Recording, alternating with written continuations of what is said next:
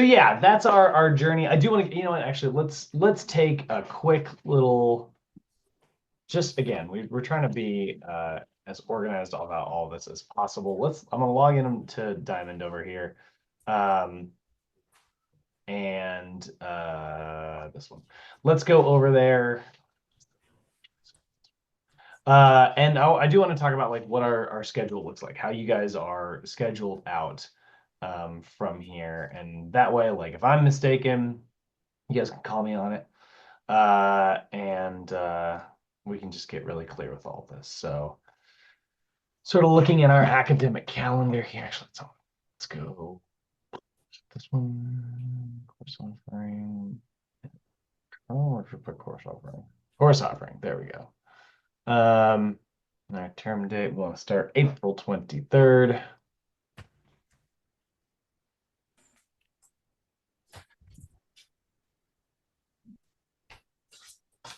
And we're looking for my 105 class. Right now it's under Jessica. Why am I forgetting Jessica's last name? Callio.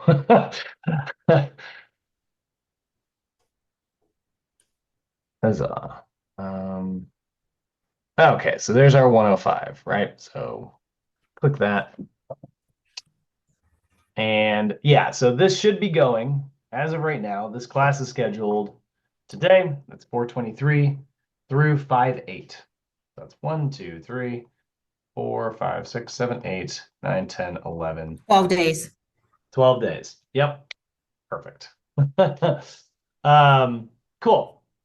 So yeah, so that's our kind of journey there. And then I mean I guess look at 5/9, but there's no way it's up here. 5/9? Nope. It's 5/8. What do you say? What do you say? Just out of curiosity.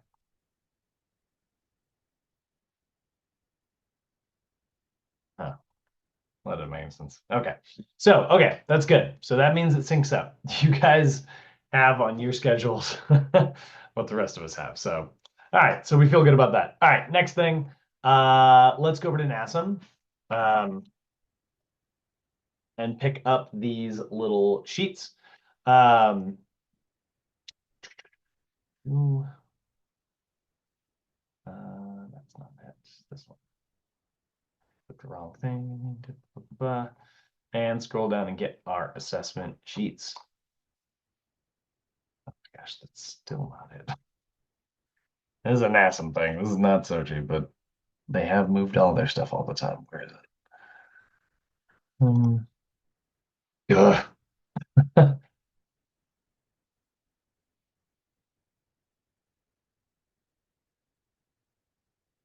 Scrap it.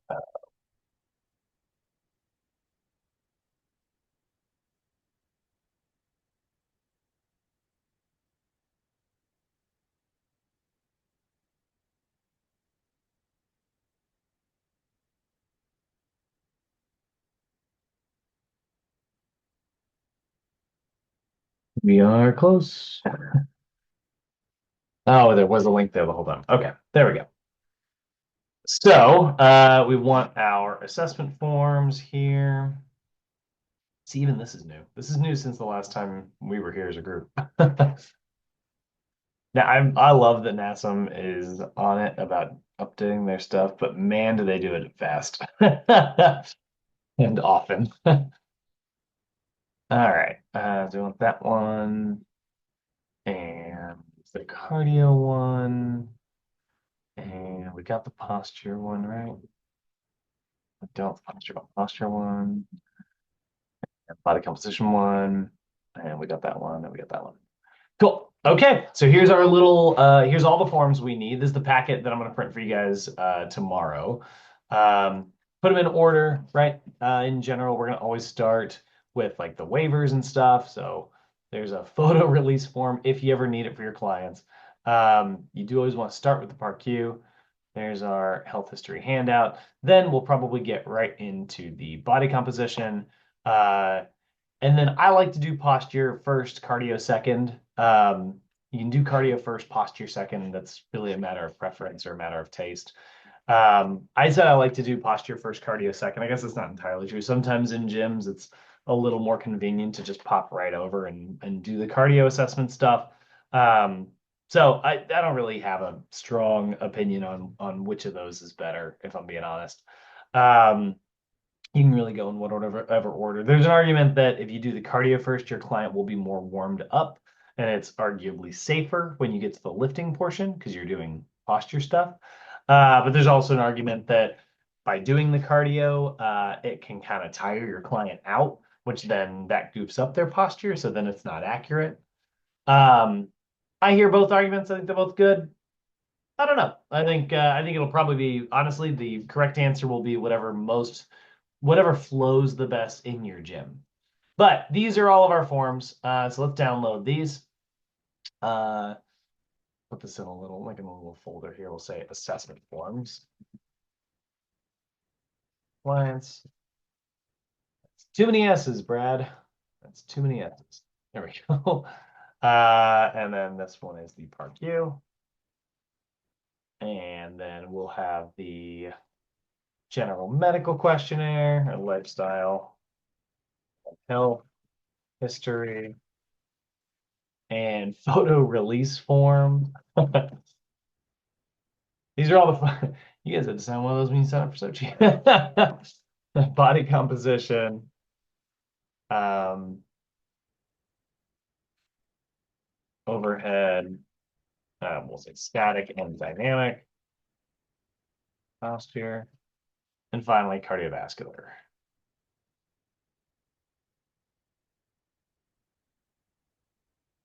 Cool. All right. So we'll review each of these assessments as we sort of go through these. So you guys will remember from last time when we talked about this that we'll put this actually right next to NASM handouts. Um, when we talked about this last time, and then I will, oh, sorry, because I want to email this to you. I'm also going to put these, I'm going to number these so that they go in order on your computer. um, one, two, three, four. And then I guess this is the part that's debatable. It can be five or six. We'll say this one's five. Say this one's six. Oh, right.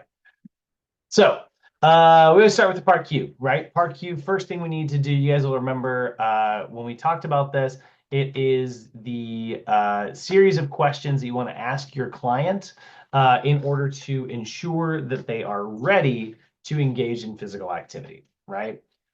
So this is the old one. I did want to show this to you guys. I guess I didn't need to like download and save this one because I'm gonna give you the other one. But you can see this is the older ParQ. It was a little simpler back in the day, which was really nice because it was easy. It was not so nice because it would sometimes lead to client frustration.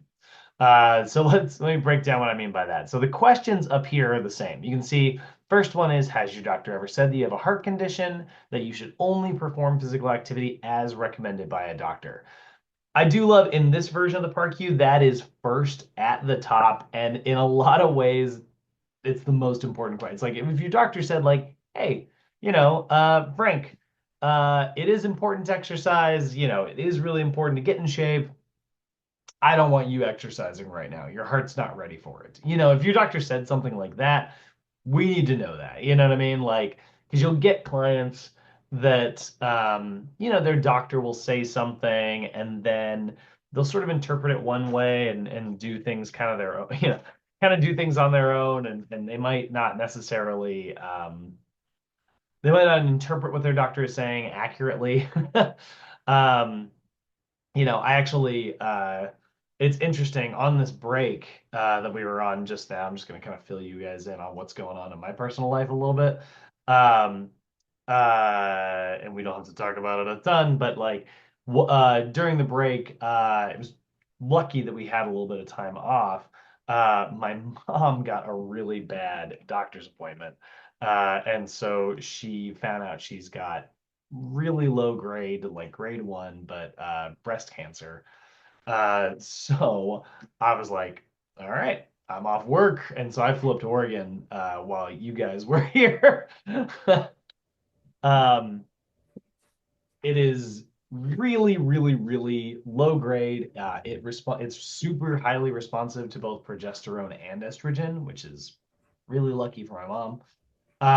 It has a super, yeah, thanks. It is a super, super low mitosis rate. Mitosis, how cells divide and copy, and in cancer's case, conquer. Those rates are really, really low as well. Um, so yeah, it's kind of everything you want in terms of if you're gonna get a really bad diagnosis, at least it's all the good. It's a lot of really good news. She's actually getting her Savvy Scout in today. Um, I imagine some of you know what that is. But if you don't, it's almost like a little GPS tracker to make it easier for the surgeon to go in there next week and take care of it. So, but yeah, I got to go up to Oregon for a little bit and see my mom. So there might be some stuff with that later this summer. I might be flying back and forth to Oregon a little bit more often for a little while. But right now, her doctor has said, like, hey, here's the thing. My mom has heart problems. She had a heart attack a couple years ago. Um, yeah, yep, lion's mane. Yeah, that's funny. We talked a little bit about that. We haven't talked about soursop, but um, uh, uh, I will say, it's also really good for combating cancer, a high fiber diet. It's a little bit better for more like, some colon cancers and stuff, but like still it's just generally good, because like the little fatty acid chains that your gut makes in response to like trying to digest fiber, is like really good at combating like heart disease and can be really good for different types of cancers and stuff. So I got my mom up there. I like got her these like Metamucil tablets that like gummies that are like much better tasting than Metamucil, which is like a brick and water. I don't know if you guys have ever tried that stuff. My grandparents had it, and I remember trying it as a kid, and it was awful.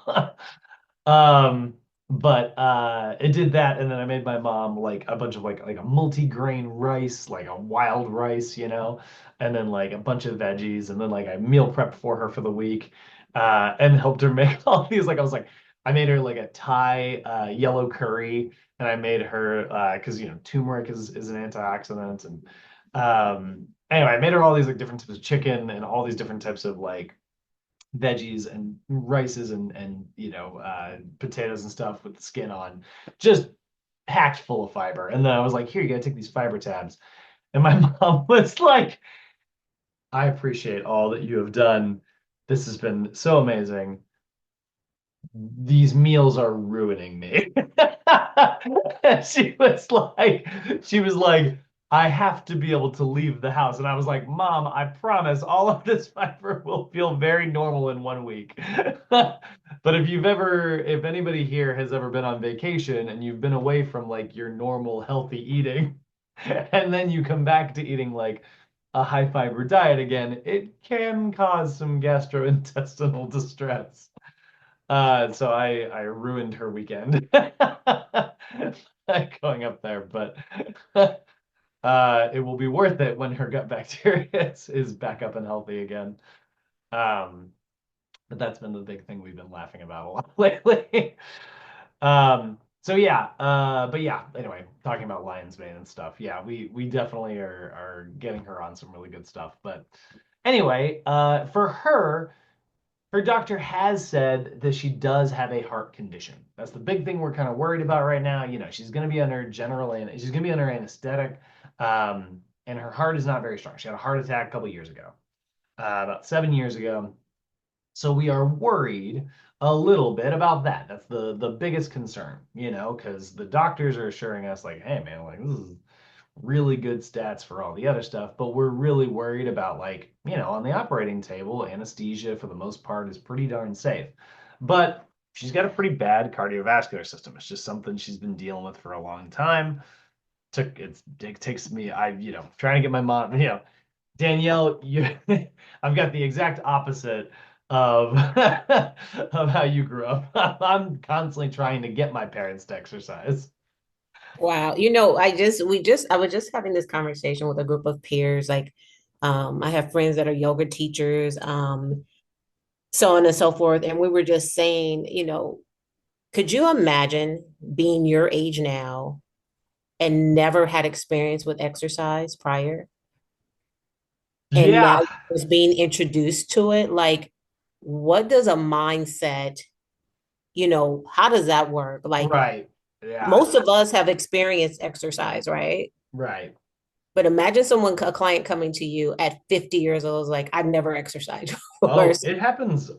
It happens more than you think. It happens a lot, actually.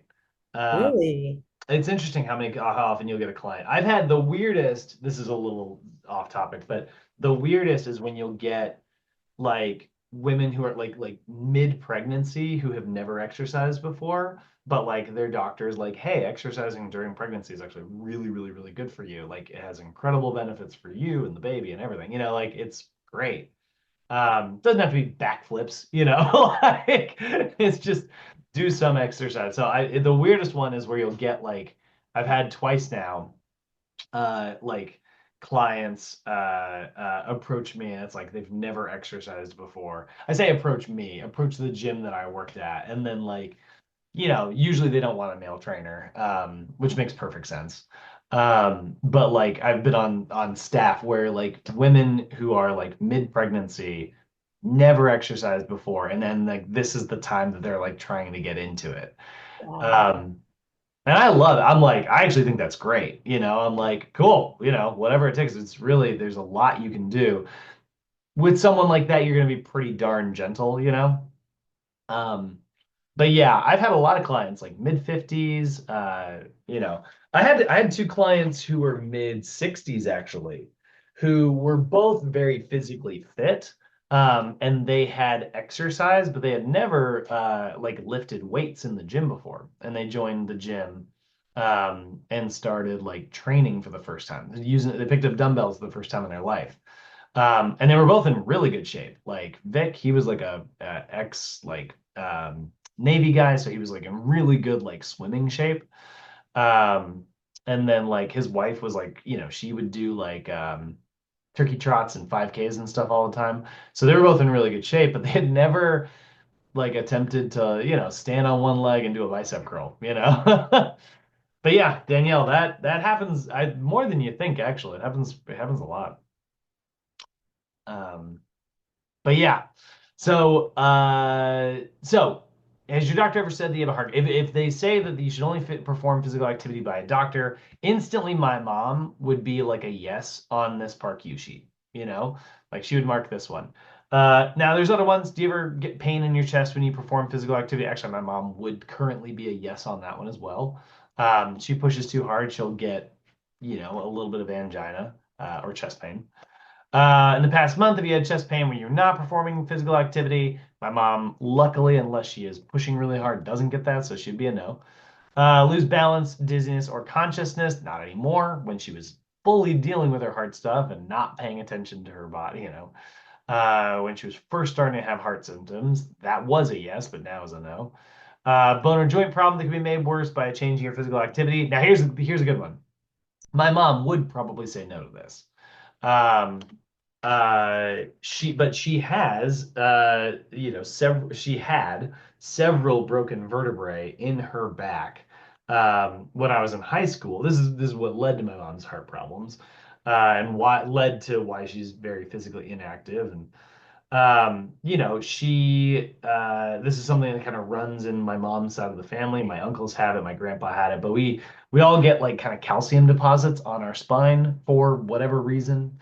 Probably some kind of weird genetic marker that is like anytime there's extra calcium in the blood, the body's like, oh, put that on the L4, like. We don't, really understand why, but like almost everybody in my family gets spinal stenosis, and they'll get little calcium deposits and things like that. And my mom was working at the pet store, and she turned around one day to bag up a customer because cash register was here, bags are back there. And when she twisted, she broke four of the vertebrae in her back. Didn't sever her spinal column, so she wasn't paralyzed, but she fractured four of them. And so, for years, I had to help my mom put her shoes on every morning, um, because we couldn't afford to get her the back surgery that she needed at the time. We weren't in a financial place to be able to pay for that. This is all pre, Affordable Care, Health Care Act and all that. But yeah, like that was like a bone or joint problem that absolutely, when she would work too hard, get a lot worse. And now, like, she's had the surgeries she needed, she's had the physical therapy she's needed, she's exercised, and her core is stronger than, it was when I was in high school, when she was in high school, when I was in high school. Um, so she'd probably be a no on this list right now. She would probably say no. I would still say yes. I think that that's something that is everlasting and prevalent. So like this is an example of like how sometimes your clients will also, not be they're not trying to lie to you on the par queue, but like what they consider to be relevant and what you consider to be relevant could be very different. I know my mom and I know my industry very, very well. She knows herself and she doesn't know the industry very well. So she'll probably be like, it's very fine. You know? Um, aha. Look at that. There's James. And he does have a different phone number. All suspicions confirmed. Okay, cool. He is with Tracy today, so we'll take care of him tomorrow. Um, I'll text him during the break. And then is you're currently prescribing any pressure for blood she would say yes to that. Any other reason you shouldn't engage in physics? She would probably say no to that. So now look right here. This is why we brought up this old one. If you've answered yes to one or more of the following questions, please consult your physician before engaging in physical activity. Tell your physician which questions you answered yes to, and after a medical evaluation, so you got to go get a doctor's appointment, seek advice from your physician on what type of activity is suitable for your current condition. Now, here's the thing, guys. That is really safe. I mean, this is the safest freaking way to approach this, right? If I'm like, hey, Sam, you said yes to one of these questions on this exam. I'm going to need you to go get a doctor's note before we start training together. That is incredibly safe for you. It's incredibly safe for me. But it also doesn't necessarily work the way real life would work. Like, Sam, you can answer truthfully here for me. If you were told by your doctor, hey, it's pretty important that you start exercising, and you're like, okay, and you take that to heart, and then you come to LA Fitness or Equinox or whatever gym out there, if there's a spectrum, and you like start acting, and then you answered yes to one of these questions, and then your trainer said, hey, I need you to go back to your doctor and get a doctor's note before we can start training, you'd probably be a little pissed, right? I probably wouldn't do it. Yeah, you'd probably be really annoyed. I mean, like, you're the trainers, you're gonna the clients. I'm gonna lose a client. You're gonna lose out on exercising, which your doctor told you to do. But like, real conversations with doctors don't often result in like the doctor giving a note saying, I want you to exercise. They just say like, hey, yeah, exercise is pretty good for you. Here's a handout on some of the reasons, though you get the handout, right? You get the doctor's packet and they're like, here's 10 reasons that exercise is good for you. And you get one of those things. So this used to drive both clients and trainers crazy. It led to less clients being, signing up for training because trainers were afraid to work with people. And then they were like, well, you just have to go get your doctor. And then like they wouldn't make the appointment. And then that led to less people exercising.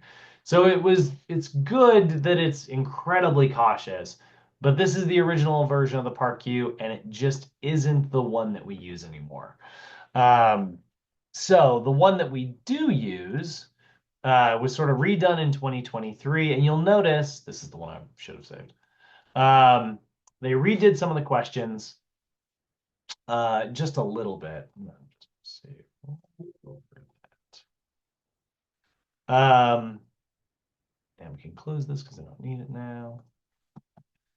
And here you can see it's the same kind of thing. As your doctor ever said, do you have a heart condition or high blood pressure?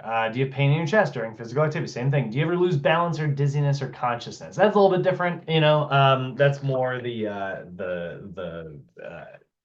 feeling chest pain, not exercising version. You ever been diagnosed with another medical condition other than heart disease? That's kind of nice because you can get that listed here. For the record, it's not very much space. I find this part to be kind of a pain in the butt. You have much more space on this questionnaire coming up later. um, Currently taking any prescribed medications. Super helpful, guys. We definitely want to know about our clients' medications. That's another one, though, that there's a bigger list back here and all this empty space for additional notes, which is helpful. Do you currently have a bone or joint problem? You were made worse by exercise. Again, we want to ask about that. It's great. And then, has your doctor ever said that you should only do medically supervised physical activity? So that's the first question from the last one, sort of redone a little bit more specifically. So if they answer no to everything, just like last time, you're good. Start working out. Like once they say no to it all, we are golden. We are ready to get to it. So if it's just like, um, wait, I know this is an editable PDF. Um, Try opening that with Microsoft Edge. This is supposed to be editable. You should be able to click on it and do stuff. Weird. That's okay. Anyway, you say no to everything. You are good. You are golden. Start working out. Make them do backflips. Burpees all day. Burpees and backflips. But if they say yes to anything, now what you're going to do, instead of just being like, you said yes to one question, go back to your doctor, get me a note, then come back. Person I just met. And then you lose that client because they don't do that. Instead of doing that, they answered yes, you're going to complete the questions on pages 2 and 3. So this is obviously much more involved. I won't go through line by line with all of these, but you can see we get into a few more of the more specific questions about common medical conditions. So arthritis, different types of cancers. Here's the cardiovascular section. This is the section that we're most concerned with. In fact, oftentimes you'll see one of the questions that NASM asks. Here's a little pro tip for you guys probably saw this on your homework actually. Is it'll say like the definition of the PAR-Q is like to detect any cardiovascular condition, right? Or any cardiovascular dysfunction. That's not strictly, that makes it sound like it's only looking for cardiovascular dysfunction. I don't love that question actually. But it's one of those things where it's like, well, but it is also looking for other stuff. But the one that NASM always like asks, like the version of the question that you guys will probably get, it'll always say like, which of the following questionnaires is aimed at detecting any possible cardiorespiratory dysfunction? I think that's usually how they word it pretty commonly. And the reason why is because like in what we do, the number one thing that kind of takes a hit every session, because again, exercise is all about positive stress. So we're beating up the heart a little bit. We beat up the heart every time we train, just a little. And then it gets stronger and becomes more resistant to getting beat up in the future. And then we can push a little harder next time. And, that's what we're trying to do. But if, somebody has cardiorespiratory dysfunction, you want to know about that because there's no version of any training. I mean, even arguably stretching, even that, there's no really version of exercise that doesn't put some stress on the heart. You can avoid stress on the knees if you've got a knee problem. You can avoid stress on, uh, uh, you know, um, a back problem by doing something else in the area. But in terms of the heart, like the heart is it's always going to be a little stressed during exercise, which is a good thing. We want that. I'm saying that as a very positive thing. So our big emphasis, you can see the questionnaire is a little bigger here. The coronary artery disease, and then going right into blood pressure. Metabolic conditions as well. We do want to know a little bit about diabetes. If they have anything like that. Mental health disorders actually are, this is an interesting one. They started adding this, not because, I mean, exercise does have a really positive impact on a lot of mental disorders, and mental conditions. But, very, very positive stuff. But the thing that we're actually asking for is if they're on like certain depression medications, they can actually lower your blood pressure and lower your heart rate artificially. If that happens, we need to know about it because let's say I'm assessing, I'm putting Frank through a cardio routine and he's over there working really, really hard, but I'm only looking at his heart rate. I'm like, man, heart, you are killing it on the heart. You're doing great. I'm just over there like cranking the incline or something. And poor Frank is, like working so hard. But I'm only looking at the other numbers because maybe a medication is interfering with those numbers. Um, we want to ask about it so we don't do something like that. That'd be pretty bad. Respiratory dysfunction, spinal cord injury, stroke, again, kind of coming back to cardiovascular problems. And then any other medical conditions. So now you can go to this section down here. And again, if they say yes, you can do even more follow-up questions on this website right here, eparmedx.com. Or you can come down here and you can sign the participant declaration.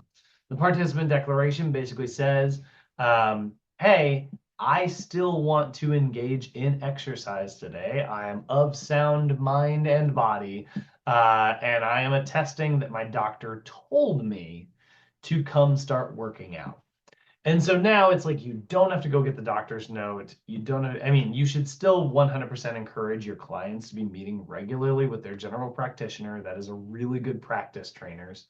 Um, but it is way better than it used to be. Like I have had people get frustrated when I get cagey about, when I'm worried about like hurting someone. So if you do this questionnaire, it's really important because again, it's showing that you did your due diligence. Let's say, Danielle, you are training a client for the very first time. It's an assessment session, right? In fact, they don't even have sessions with you yet. Okay. Okay. So just there to meet with you. You have them fill out the Part Q. They do everything. Maybe they said yes to something. They did the participant. It doesn't matter which version of the Part Q. It doesn't matter how they filled it out, but you're done filling it out. And then you're going up the stairs to get to the weight floor, and your client just has a heart attack. And, you know, full blockage. They don't make it, unfortunately. And then the family is obviously very upset, and they're like, this trainer pushed my grandma too hard, and then they're going to come after you, right? By doing the PAR-Q, you are proving that you did everything in your power to know what you needed to know to be safe with this client. And let's say this family takes you up in front of the court or whatever, takes you to, to try to sue you. You have a piece of paper, you have a contract that is proving basically that you tried to learn as much as you could. You weren't negligent about like not asking about cardiovascular conditions. You asked, right? And you made sure that like you tried to detect it as much as possible.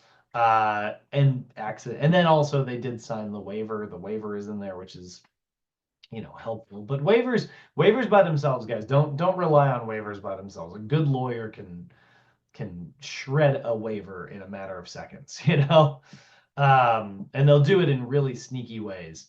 Like even if your client signed the date wrong because they were mistaken about what day of the week it is, waivers are not like they sound like they're like legal protection. They are, but they're a shield. You need armor, like you want shield and an armor. um, so the Park Q just proves that you did your due diligence. And then again, we want to make sure we stay certified. Staying certified also proves that you know what you're talking about. So those are the ways that we keep ourselves legally covered. Um, so that's the Park Q, guys. We remember this from last time, but um, we'll go ahead and keep going through these, and then we'll circle back and go through the things start to finish. But for now, how are we feeling about any of that? Any questions or comments about the Park Q, how it works? No, I'm good. Thank you. Sweet. All right. Well, I feel like it's a New Year's resolution every time I start a new class. Uh, I'm gonna try to give you your breaks. Let's take 10. It's 9:25 right now. Let's get back at 9:35. Pause this recording so it doesn't just like have 10 minutes of a gap in it. Got it. Now we're going to move on to, so once you've done the Park U, now we want to move into the other questionnaire portion. The general slash medical history question. Oh, I will say, I did, never mind. So this section is all about just learning about your client. Like this is a really important section because this is going to be them telling you a little bit about like what their lifestyle is like, what their likes and dislikes are, and interests and things like that. Because, guess, um, and thing. There it is. You got to get their emergency contact info, all that stuff. And it's going to probably give you some really good insight into what their interests are. Um, so this is a fun question that I got recently on one of my recertifications for NASM. But one of the test questions I had was like, why might a trainer ask about the use of supplements? Um, with their client. And it's like, is it to make better supplement suggestions so that, you can make a couple bucks on the side? Is it so that you can recommend better medications that would be more effective? I don't know. There were a bunch of dummy answers on there. But the correct answer is it will oftentimes give you insight into what your client's goals are. Like Frank, I know you're a power lifter. I know you're interested in the strong manning stuff. Um, if I was training, I'm assuming I'm gonna take a stab in the dark here. That you might try a supplement like creatine, because creatine is a really good supplement that has been proven safe and been proven effective over many, many, many, many trials. Um, to be really good for heavy lifting, you know. So if I had a marathoner, I have a client who tells me they are like a marathon runner, and then I look at their supplement list and they're like, I'm on a multivitamin and I take this and I'm on creatine. I would be like, that's a bit of a weird one. Like a marathon runner, that kind of doesn't make any sense. So it's like, are you interested in also improving like your overall maximum strength? And they're like, yeah, I only have like 1 or 2 days to commit to it. This marathoning takes up the rest of my training, but like, yeah, I'm trying to work on like my heavy lifting. I was like, oh, okay, like so it kind of guided me in the direction I needed to be guided in order to know a little bit about my client without having to like ask them, over and over and over again, like, what are your goals? What are you working on? It's another way of kind of looking at that. And sometimes your clients will say one thing and then they mean something else. And so that's kind of a nice thing about it. So we love this questionnaire. It's got a lot of really great questions that are going to kind of give us insight into, what we want to know about our clients. So what activity do you currently partake in? Obviously, we want to ask about exercise because it's very, very helpful to know if they're already working out. Again, that can give you insight as well. If somebody's doing a lot of yoga, and that's strictly the type of exercise that they do regularly, well, that's a very specifically paced type of exercise. It's a very specific practice, you know. So it also is going to inform me a little bit about how to train them. I'm probably not going to make them do a lot of burpees, unless they need it. They might be like, I hate stuff like that, but like maybe they have really good core and endurance. How many days a week do you get at least 60 minutes of moderate intensity activity? Again, that's going to tell us a little bit about their lifestyle. This is a good one. This is putting a number on like how important certain fitness goals are to them. I will say this is totally just a me thing. It's a NASM thing. It's like on a scale of 0 to 10. Don't do scales of 0 to 10 because watch, I'm gonna visualize this. 0, 1, 2, 3, 4, 5, 6, 7, 8, 9. 10. It's a scale of 1 to 10. A scale of 0 to 10 is a scale of 11 numbers. Anyway, uh, um, I always laugh about that whenever I see it after a class that I had in school that made that point for us. Anyway, scale of 1 to 10, how important is it to you? Weight loss, muscle gain, sports performance, or health improvement?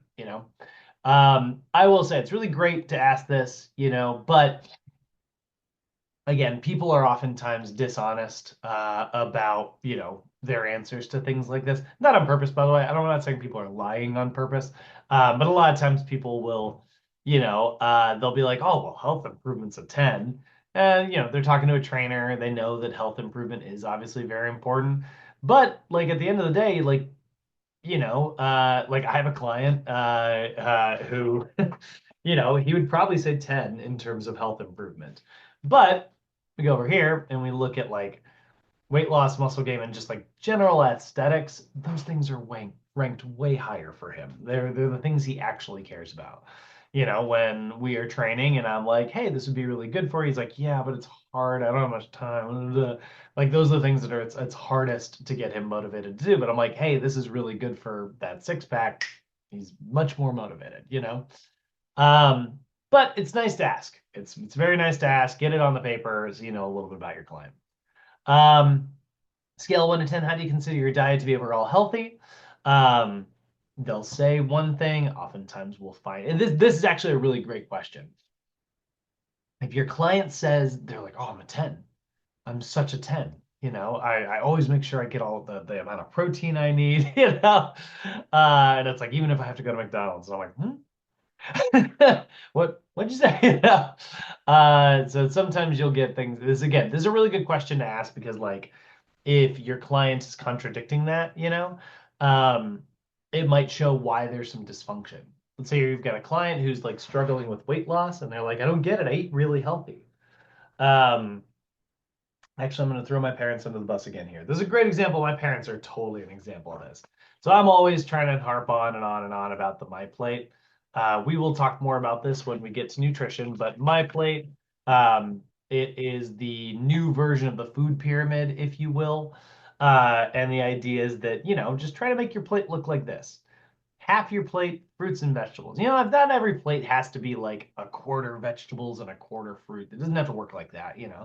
If for breakfast you do a lot of fruit, well, then at lunch you can just do a lot of vegetables. Doesn't have to be exactly like this every time. And then the My Plate also has dairy in here because we live in the US. Lord knows we love our dairy in the US. That can be water. um, but I tell this to my parents all the time. I'm like, yeah, I try to make their plates look like this. And they'll be so proud of themselves, guys. Like, this is such a sweet thing that my mom will do, but she'll like make a meal and it will look a little bit like what I've been telling them to eat for years. And they're like, look, we did the thing with like the starchy vegetable here and the protein over here and the veggies over here. But like it's not this, and this. It's usually like a massive piece of protein, usually like, like a 9 to 10 ounce piece of steak, and then like a little thing of veggies, and like a giant thing of mashed potatoes. Um, and I'm like, those are the three things that I said I wanted on your plate, like a protein, a starchy carb, and a veggie. Like, factually, yes. In reality, no. Like it doesn't quite match up with, so you'll have people who are like, and they're so proud. They're like, I eat healthy all the time. And then they're like, I don't get it. I stuck to the diet. I don't really know why I'm not losing weight. It's probably something like that. If you're not trained in this stuff, if you don't like, take classes and read and educate and learn about like, what a healthy plate really is and things like that, it's very easy to assume in the world where, if I just even Google health foods and hit Google Images here, it's, well, I guess it's just a bunch of pictures of grains and that's actually a lot of these are pretty good. Um, Products. There we go. I look up some, health grain products, and it's like, I'll just click this first one here. sure, there might be some good stuff on this list, but even looking at it, like these keto cookies here could be good, like there might be some really good stuff in there possibly. But at the same time, like while it is low in sugar, it's probably got something else in it that's making it taste good. Not saying that it can't be in your diet, definitely not saying that. But like the idea that it's like if someone's like they're like, I'm really healthy and they're eating stuff like that, it's like that might not necessarily be translating into like an actual healthy diet, you know. Here's a really good example, actually. Actually, these are some really great examples here. These Lenny and Larry cookies. I don't know if you guys like these. For the record, I love them. I love Lenny and Larry cookies. They are not healthy. Like, just to be very clear here, just because I love them doesn't mean they are a health food. They're marketed as a health food, but they're doing all the things that a lot of foods do. They hide a lot of their more negative aspects. Um, so like if actually I'll look it up, I'll use them as an example here. And I'm only using them as an example because I really mean it when I say I love them. I love these cookies. I think they are delicious. This one right here, the double chocolate one is well, actually, my favorite is this one, the white chocolate macadamia. I also love the double chocolate. Um, Big fan. But just to show you, here's an example of something they do that is pretty sneaky. It's something that a lot of sneaky foods do. So you take a look right here and you'll notice right on the front, you look at this and it says 16 grams of protein, which is a good amount of protein. Like that's kind of nice. Um, and you can see in a little not an asterisk, but it says 16 grams of protein, and then right there in little tiny text it says cookie. Okay, cool. All right, 16 grams of protein per cookie. 10 grams of fiber per cookie. It's plant-based. It's baked. Blah blah blah. Now, if we look at the nutrition facts on the back, which I have to find a different picture of.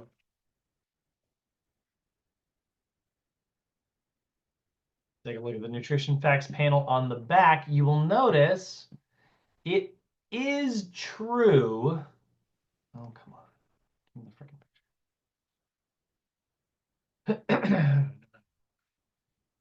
it is true that there is 16 grams of protein per cookie, but a serving size is 1/2 cookie. Now, they have been less sneaky in recent years, I will say. Lenny and Larry has gotten a little bit less sneaky, but they used to, on the front here, would say 16 grams of protein and 10 grams of fiber. And then there would be another little sticker here. And that sticker used to say only 220 calories per serving. So they used to have a little like picture on the front that was like 16 grams of protein for only 220 calories. That's not bad. That's a pretty good ratio. But the reality is you have to eat the whole cookie to get the 16 grams of protein because you're only getting 8 per serving. And a serving is 1/2 cookie. So you're getting 440 calories per 16 grams of protein and 10 grams of fiber. I mean, look, it's a cookie. Shocker, it has a lot of calories in it. you know, but it was a very, it's a sneaky thing. And health foods, and look, 22 grams of sugar per. you know. So you are getting way more sugar than you're getting protein. You're certainly getting way more sugar than you're getting fiber. And then the ingredients list aren't terrible. It's pretty standard stuff here. Um, you can see it's like cane sugar and virtue. They're only using natural ingredients, which is good. I'm a big fan of that. They don't put any artificial sweeteners in here, which I like. I think that's a really good thing. But again, like if you asked me, is this healthy? I would say no. It's healthier than like a Nabisco cookie. But this is why these questionnaires are pretty darn important because you'll get people who say like, yeah, I eat healthy all the time. I don't know why I'm not losing weight.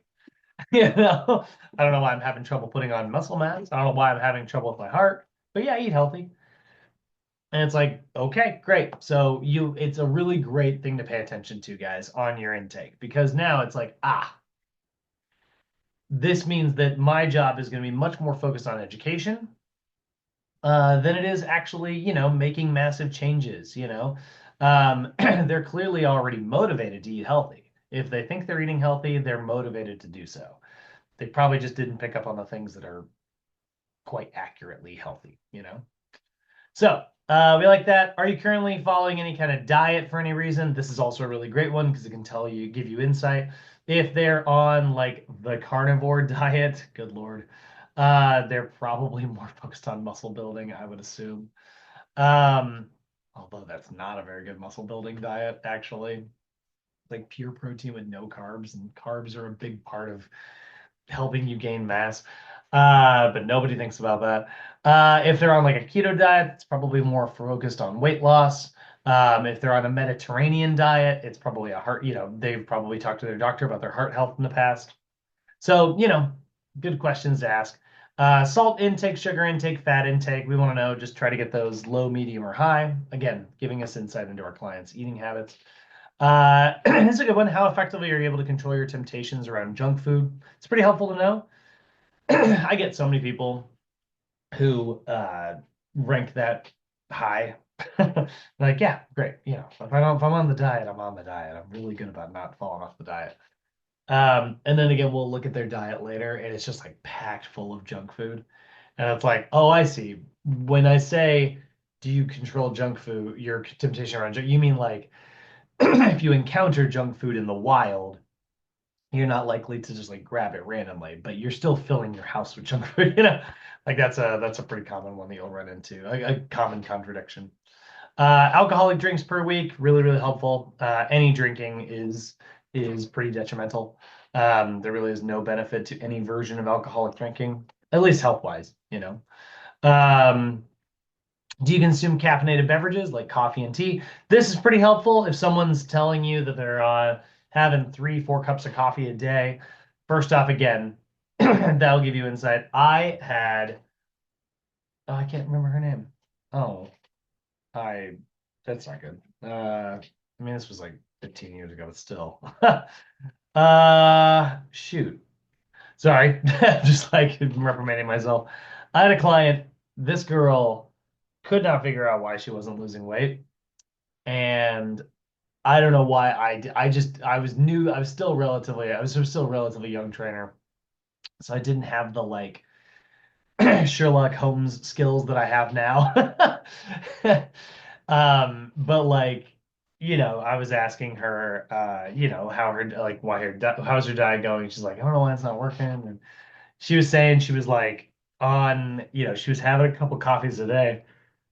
And my sweet, innocent young trainer brain, I'm picturing like a black coffee, maybe a little bit of sugar, coffee with a little bit of cream, a little bit of sugar, probably 50, 60 calories.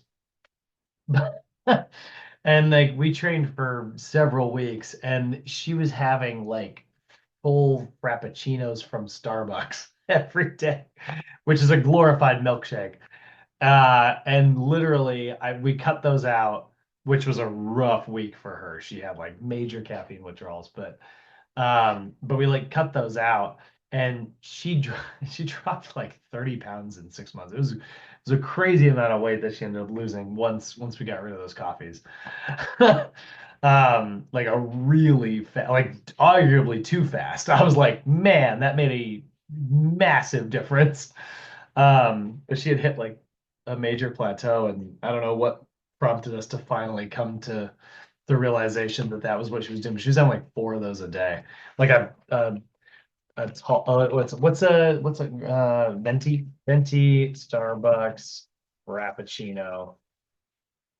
Yeah, it's like 600 calories. It's like 600 times 4. Yeah, she's getting like 2,400 calories from milkshakes every day. Yes. Yeah, that was a crazy change. That was like early on in my career actually. Um, do you feel like you get enough sleep? So I love asking about the coffee and beverages. That can also tell you if your client's maybe not getting enough sleep. Or if they're like, yeah, I don't feel like I get enough sleep, and they're having like 5 or 6 coffee drinks, yeah, that could be, all those energy drinks, those monsters are, putting monsters under your bed, they're keeping you up every night.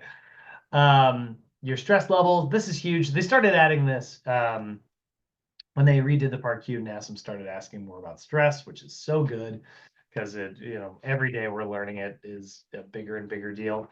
So how would you rate your stress level? Do you do anything to manage your stress levels? Do you smoke or use a vaporizer? They'll say alternative here. Guys, you want to know about all versions of smoking? You know, uh, don't get me wrong, like cannabis is certainly a healthier version of like a chemical that is going into your body. However, smoking it is just not good. Unfortunately, it doesn't have very many net benefits. Vaporizer, same things. If you're vaporizing cannabis, it's still, going through your lungs, which is like the reason everybody likes it is because it's direct exposure to your bloodstream, which is really, really great, for the purposes of like, getting THC and CBD and things like that into your system quickly. It's really, really good. I'm not going to argue with the physics of that. However, it is clogging up your lungs. It's stuff. It's stuff in your lungs. Your lungs, the last thing you want in there is anything that's not oxygen. you know. So I always ask my clients about this. It obviously has an impact on their cardiorespiratory capabilities. Other impacts as well, lowers blood pressure, things like that. So if my clients are regularly engaging in something like this, this is where maybe I can have a conversation with them about changing a habit here or there, finding a new way to do something like that, or no, stopping entirely. If that's what they're hiring me for. Nowadays, this became a more touchy subject as the years went on, with like the legalization of cannabis and stuff. Um, there is a lot of really cool, beneficial stuff that comes along with that, but there is no argument out there that says that it is good for your lungs. Not one. So, I'll talk to my clients about that and try to educate them on things like that. Um, and that's really huge. Uh, Also, something I learned while I was with my mom's surgeon this last week. I did not know this, and tell me if you knew this. Danielle, I know, and Samantha, you guys are around the more medical side of things. I did not know that THC blocks the platelet plugs. It keeps clotting from. It's an anticoagulant. Um, it like prevents the platelet plug from occurring during blood clotting. So it can be really dangerous if you're going in for like a surgery and you have like THC in your system. That's why it's so important to follow up on what you said when we're asking our clients, what their lifestyle is and being specific because THC is something that most people don't I would say look at as being harmful or they don't divulge. You're like, oh, it's just Right. THC. So Right. you hit on a very, very informative point there. Yeah, it's so intense. You have to ask patients, do you smoke cigars? Do you have secondhand smoke? I mean, it's so many things. Yeah. I'm going to go into detail for those purposes. Yeah. Yeah. Yeah, it's wild. I mean, obviously there's a certain, a ton of different physiological effects, but I did not know that like anticoagulation was one of them. That broke my brain when I heard that last week. I had to go on like a deep dive because I was like, what? But yeah, so again, like it's just important to know about those. Actually, another one, Danielle, just so that I know you're handy. Um, I'll ask about like, are you ever around like any chemicals? That's not on here. But I'll be like, do you like work in a garage? Do you stain stuff regularly? Are you painting stuff regularly? Like, are you using a mask when you're, are you in a well ventilated area when you're like using polyurethane, like Right. And even I would say individuals who are landscapers and gardeners who yeah, work with weed killer. I mean, the list can just go on and on and on and on. yeah, So maybe like you said, maybe that chemical, maybe adding that in. Do you work with chemicals of any yeah. sort? Yeah. Yeah, I'll ask that every now and then. I don't, not always, but it's a good one to know. I speaking on like you're talking about the landscapers. Um, Years ago, do you remember that guy? He was a landscaper and he got like a neurological disease and a different type of cancer. He got a bunch of problems and he sued Roundup. Hmm. Um, And then it turned into a class action suit. it was Uh-huh. a class action, yeah, and like Remember it. he like he won the suit and you don't really see Roundup as often anymore, which is great. But I was on my way. I was working at Sochi years ago. The guy that I took over for as program director at Sochi went moved up to the Bay Area, got married, and I was driving up for the wedding. So I'm on the 101 and I'm so bored. I'm just driving, by myself to this wedding and this radio show I don't know how I turned on to like talk radio, but it was this guy and you could tell he was just the kind of guy who's like very pro corporation, like big fan, and he's like bashing this landscaper and he's like, this guy's just looking for a payout, and he's like, of course he's got these all these different things, and then he cites this thing that did happen actually. So years and years and years, this is a true story. And this is a really great way. I use this story actually sometimes to highlight the differences between putting something through your lungs and putting something through your GI tract. But this guy takes like a thing of Roundup, and he goes in front of like whatever security panel or whatever, and drinks it like in court, like in front of everyone, like drinks Roundup. And everyone's like, "Whoa," like he's like, it's totally safe. Look, no problem. And so this guy's radio show host is like citing when that happened. And I'm so bored. And so I've never done this before, but I called into this radio show because he was like taking it was like one of those talk radio hosts that like debates with the guests on air and all this and that. So I like call in and I was like, hey, this is a really good example of how people don't know the physiological differences between like your gastrointestinal system and your pulmonary system. Like when you are, the reason he was able to drink that stuff is because most of it is going to get destroyed immediately by his stomach acid, unless it is extremely alkaline, like so much so that it cancels out his stomach acid. It's probably going to go in there that his stomach acid and gastrin and pepsin are just going to completely dissolve that stuff. And then it's probably just going to be some other simple guy. He might have had some gastrointestinal distress, but for the most part, he's probably not going to get poisoned, especially if it's very protein based. But when you expose it to your lungs, like from spraying something and breathing it in regularly, it's being directly exposed to your blood. And that's how it's getting into your blood. And it causes all the physiologic problems. If you unfold all of its proteins through your GI tract, then those problems aren't really a thing. And I like debating with this guy, and he just wouldn't hear it at all. He just didn't care. He was like, liberals. But it's like, but like I was like, that's the only time I've ever called into one of those things. And I was like, you don't know physiology. Like, but yeah, don't put stuff to your lungs, guys. It's always a bad idea. um, okay. So, occupation, this is a big one. Occupation is huge because again, it's going to tell us a little bit about whether or not our client is stressed. Um, it also might give us a little bit of insight into their personality, if they like their job and it's maybe very physical or something. That's great. That probably tells you that this person really likes being, very physical. Or we ask, does it require extended periods of sitting? Now, what's cool about this, like extended periods of sitting, this is going to tell you two things at once.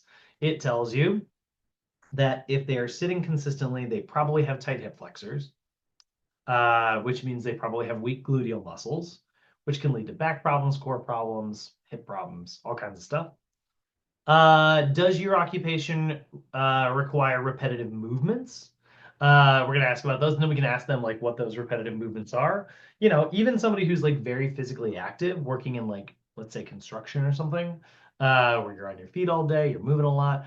Um, if you are doing the same very consistent repetitive movements, those muscles can actually tighten up, which causes them to be weak in the long run. It's always kind of weird because, again, oftentimes I will explain things very simplistically and I'll say something's tight, it's pulling too hard, something's weak, it's not pulling hard enough. But the reality is, when something is tight, it's weaker than it should be, you know? Um, this is why this is why you shouldn't to hold it all day. If you got a full bladder, go to the bathroom, guys. Because if you hold it too long, you're strengthening those muscles, and then over time it can actually weaken them. And we don't want to have that problem when we're older, you know? But that's a weird kind of roundabout way for things to kind of get when things get overly contracted over time, they actually lose strength. Repetitive movements can be very, very helpful. You think like somebody who paints all day doing this kind of thing with like a paint roller, think they'd be in really good shoulder shape, from doing this. But actually, this might actually tighten up and then they can actually lose that range of movement. And then does your occupation require you to wear shoes with a heel? You guys remember we talked about assessments before the break, and we talked about like the overhead squat. We know that like when people excessively lean forward, um, that could be from tight calf muscles, not actually from their hips. Sometimes it's the hips, right? We'll talk about that again today, but yeah, we want to know. We want to know if they've got elevated heels, and I mean like just dress shoes, like it doesn't have to be like when I say high heels, a lot of people picture like, stilettos or what's it, wedges, right? People think that, but like even just dress shoes, like men's dress shoes, this is still pretty elevated. Even a lot of just like modern running shoes are very elevated to nowadays, So you're walking around with a little bit of plantar flexion 16 hours a day, like that's a long time. So it can tell us like it can possibly be like, oh, okay, well that muscle got overly contracted over time. And so we want to ask about it because we can look for certain postural distortions. Then we get into the fun stuff, recreational stuff. Are they a golfer? Are they a skier? It's always kind of fun to know if you got a golfer, you can get away with giving them cable wood chops.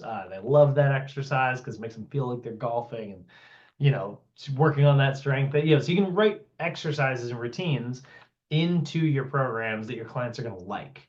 So it's good to know on that first one. Um, any hobbies that are, more, less physical, right? Things like gardening, fishing, music. Music's a fun one to ask because then, like, if you get to control the music of the gym that you're working at, you get to put something on that your client likes and they feel seen, and it's a chance for you two to connect. It's always kind of a fun one. And then here's all the musculoskeletal stuff. This is the more detailed version of what we asked from the PAR-Q earlier, right? So musculoskeletal injuries, we want to know about them. This is a really great one. I'll say like anything. I'm like, go, we can go way back. Yeah, if you sprained your ankle as a kid, let me know. And I was like, didn't everybody sprain their ankle? Like, maybe. And they're like, yeah, I sprained it when I was a kid. I was like, okay, well, did you sprain it again later? And then did you sprain it a lot as a kid? Did you sprain it as an adult? And if it's like, yeah, I sprain my right ankle a lot. That shouldn't be happening. But it's going to tell you, oh, okay, chances are they probably have an asymmetric weight shift of some type.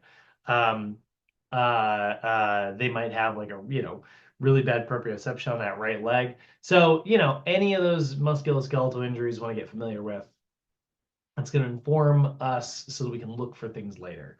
Same thing with surgeries, even if those surgeries are not necessarily, they don't seem like they would be relevant to exercise, they still could be, you know, or like sometimes they'll be like nutritionally, they'll be relevant. If your client had their gallbladder removed, for instance, you know, you can totally live without a gallbladder. It's really not the end of the world. But it does mean that you got to be a little bit careful with how much fat you're having at any one time in your diet, you know? Because your gallbladder is basically like stores bile salts, which makes it, which helps us break down fat. So like if you don't have that extra storage and you have like an entire bucket of KFC, like that's a lot of fat coming in. So you just might not be able to keep up with it. So it can cause some GI problems here and there. But it's not the end of the world to not have a gallbladder, but it's just something we want to be aware of. I wouldn't put a client, but I wouldn't advise anyone to be on a keto diet if they have no gallbladder, because it's a very high fat diet. And then surgeries that they didn't necessarily like rehabilitate correctly. That's about that. Any chronic health conditions, again, we're right back. Cardiovascular disease, pulmonary disease, hypertension, diabetes, cancers. And then any medications. If they're on any specific medications, have they gotten a clearance from their doctor? Again, we want to know about medications because those medications can have certain impacts. And then here's our section for additional notes. So that's the why and how behind every single one of those questions on this very large questionnaire. I know it's a little slow, a little boring there, but we want to know about all this. We got to gather all this data because, again, we're trying to get to know our client. This is the first time we've ever met them. A lot of times you are doing this during your first session. You don't want to just jump in blind and give somebody the world's hardest or the world's easiest workouts. No matter, even if you do a workout that's too easy, then your client's not gonna let you know. That's not satisfying either. Now the next section is available for download. You can do this as well. If you do want to do a separate waiver beyond, by the way, you'll notice NASM didn't put an actual just like regular old waiver up here, like hey, I agree to exercise, and if I get hurt, it's my fault, and something like that. They didn't put that on here. They did put the Part Q, they did put the health history questionnaire. Chances are, guys, if you are doing a waiver, it will be specific to the company that you work for. LA Fitness is going to have a slightly different waiver from Equinox, which is going to have a slightly different waiver from Lifetime Fitness. All of those gyms have their own deals. So you'll probably just end up using it. That's probably why NASM doesn't give us sort of a blank one.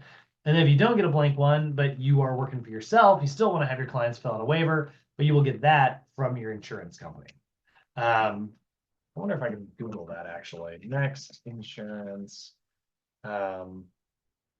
Personal trainer waiver. Let's see if this comes up. PDF. A lot of articles here. A hold harmless agreement. That's fun. Nah. That makes sense. But yeah, you can find them online. I mean, there's a ton of waivers out there.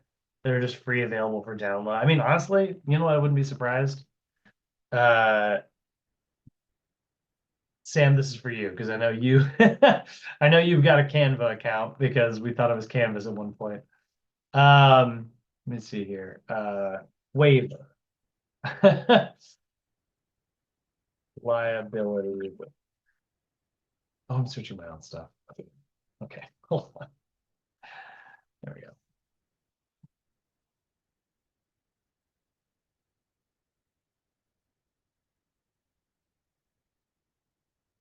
Sorry, we made a flyer for Easter egg hunting recently, so it's all my history. Yeah, sure enough. There we go.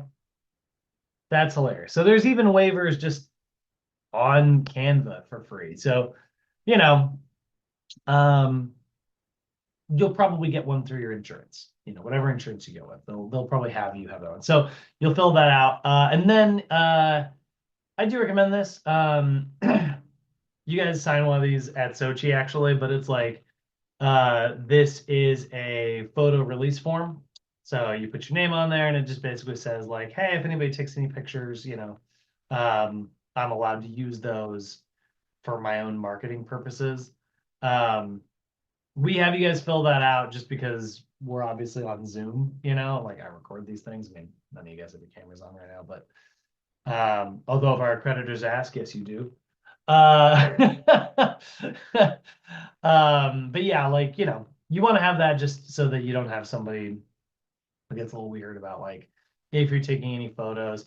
I don't take a ton of photos of my clients, but there are times where like I can be, I'm not really thinking it's a weird thing, but like I'll take a photo of my client every now and then so that I can show them, maybe what they looked like during an exercise. And I'm like, man, look at your angle. This looks great. You're really doing really well.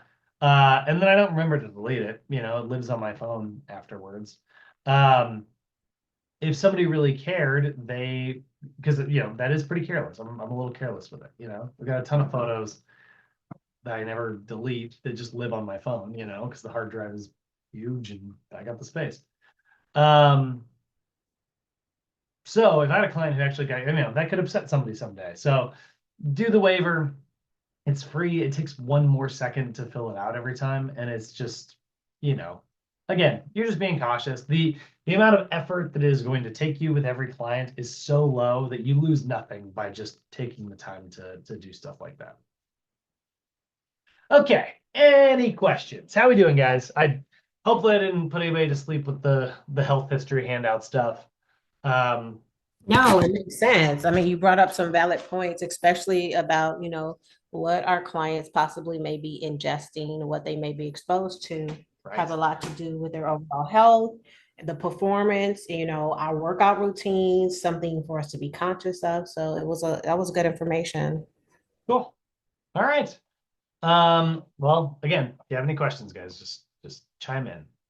Um, I I know there are some classes that are not a fan of questions, but I very much am. So, um, okay, next one. So here's the thing: that questionnaire should take you 5, 6, maybe 10 minutes to fill that whole thing out. You're sitting at the desk. Um, your client is sitting down, right? Now, one thing that you want to do before you move into the next part, we're going to jump forward ever so slightly to this cardiorespiratory form for just a second. This is just an efficiency thing. You don't necessarily have to do this way, but good Lord, do I recommend it. So to get someone's resting heart rate, they need to be sitting for at least 5 minutes. Um, you want them to come in, you want them to sit down, you want them to breathe and relax and just, get to an actual resting heart rate. Um, Luckily, that questionnaire, it's a pretty slow process. They're sitting down the entire time. So this is a really good time for you to jump forward and get their resting heart rate.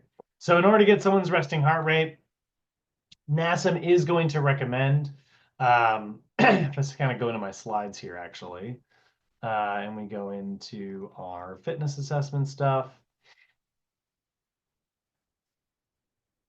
Do.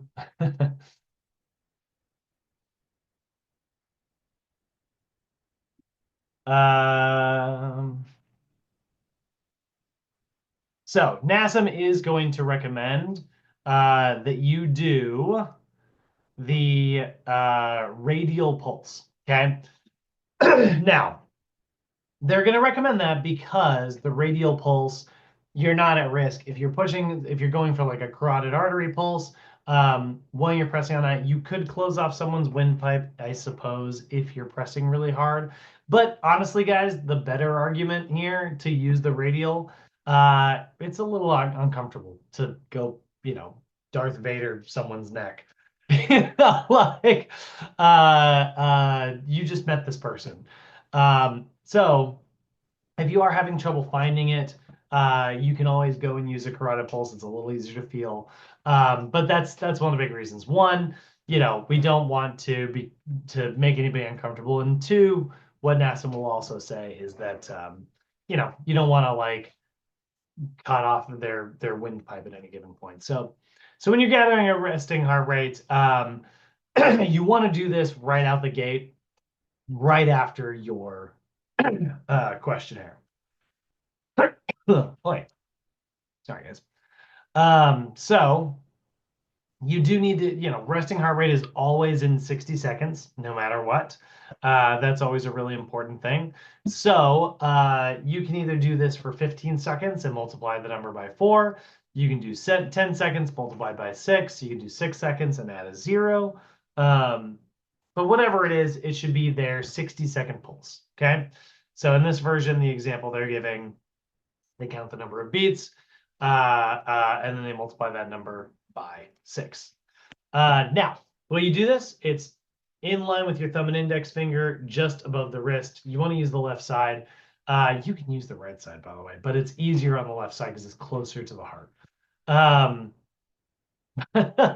And again, we're worried about those little tiny differences. So the benefit is that if you always do it on the left side forever, it's closer. It's the side that's closer to the left ventricle. And if you do it on the left side forever, you're being consistent. Both valuable things in the world of assessment. So we go right here. We count that number, and we get that pulse. You shouldn't do what I just did, by the way. I mean, you can do this for yourself, but like, don't go across the wrist. Come off to the side there. So you can find that. I will say, I don't know about you guys. I happen to have a pretty good, my radial artery there actually is pretty large in my palm. So actually when I'm doing cardio in the gym, I'll often just place do you ever do this when you're exercising? I'll put this like right here and I'll count my pulse using that instead. Look like Spider-Man. But like I'll do it there sometimes. I mean, if I don't trust my heart rate on my watch, or if I want to make sure my watch is accurate. Um, so yeah, you get that resting heart rate because they're already at the desk.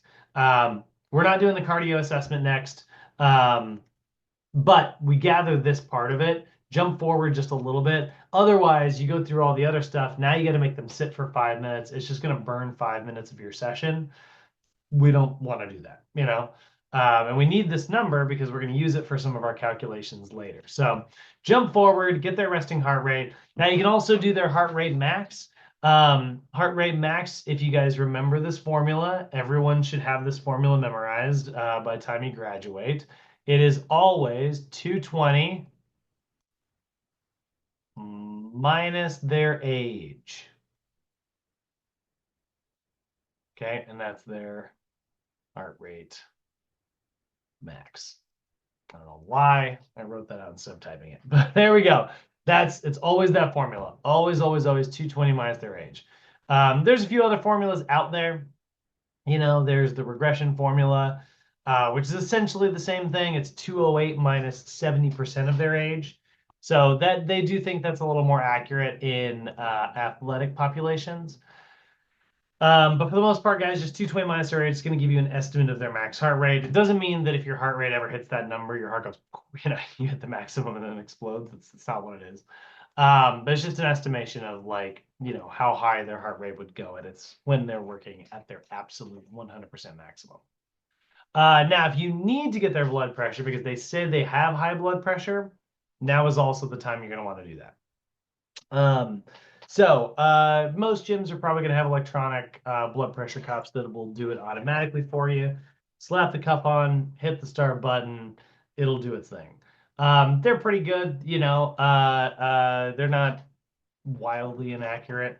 But if you ever end up using the manual one, you use like a full-blown sphygmomanometer, it's a little more involved. Inflate the cuff, get the stethoscope out, listen for the pulse. Once you can't hear it anymore, stop pumping, let the pressure out, and then when you hear the pulse, that's your top number, and you're going to keep hearing the pulse, and then the pulse will disappear again. Once it disappears again, that's your bottom number. And there you go. That's blood pressure. I have not had to do that in any settings except working at this school, by the way. Not once have I ever had to manually pump up a blood pressure cuff in any setting, except for to show people how to do it. You'll use an electronic one. And then most gyms don't even, we don't assess blood pressure for health purposes, we just look at it to determine whether or not our client is eligible to exercise. If it is ever elevated above 160, that is where you're going to tell your client, hey, I want you to exercise today, but only after your blood pressure comes down. It's probably not safe for us to begin exercising right now. Pretty rare that actually happens, but that's a good argument for getting a blood pressure cuff if your gym doesn't have one. They're like $25, I think. Let's see. Hop over to let's see. Blood pressure. I'm gonna say $25. Oh nope, there's a $26 one. Yeah. See, just kidding. It's the wrist one. I don't know how good the wrist ones are, honestly. I mean they sell them. They're pretty, you know what, on Amazon, they're pretty good. I've ordered a few. Really? Yeah, I encourage every household to have a vital machine system. I tell people all the time, if the first responders um are overwhelmed, they can't get to you. I said, at least you have your baselines. You're able to communicate, okay, my blood pressure is this, my pulse is this, my temperature is this. I said, That's and good it's actually. Yeah. basic to you that you can actually communicate that to the first responders, when they're en route, just things happen. So, That's a good argument actually. I like that. yeah, I think it's just handy for everyone to know their baseline vitals. If you wake up one morning, I'm not feeling well. Well, you can have your baselines Yeah. to Yep. identify. Love that. Yeah. So there we go. We're going to use that, gather that information. By the way, a lot of times those blood pressure cuffs will also do the resting heart rate for you. So that's kind of nice. Mhm. So there's another lazy man's argument for getting one for 25, $30.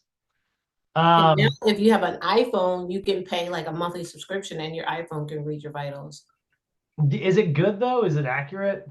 I don't know. I wouldn't trust it, but I know they offer it. So to me, it's better to have something than to absolutely have nothing. That's So that's a good argument. Yeah, I like it that. kind of, it all depends. Yeah. Something's better than nothing as long as you're not as long as the if it is inaccurate it freaks you out. That's the only thing I'd be worried about. Like WebMD. You know, um okay. So that's our next section. After this, we're going to get our client on their feet. So we've finished the questionnaire section. That's going to give us all of our subjective data. So that's going to give us all of the immeasurable data, right? Stuff that we need to know, but might not necessarily be, um, directly linked to like what is happening with our client. Subjective data really, really important. It gives you insight into your clients, likes and dislikes and stuff. But we very much want to um, gather objective data as well, because objective data, the measurable stuff, this is where we're going to start seeing, all right, now we can track progress. We can actually look at how things might change over time. So personally, I am a big objective data fan. We're about to get into my favorite section here. So let's give you guys another 10. It is 10:29. Let's get back at we'll say 10:40. We'll say it's 10:30 right now. Back at 10:40.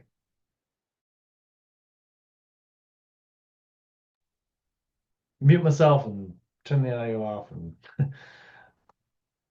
call James again. All right, see you guys in a minute.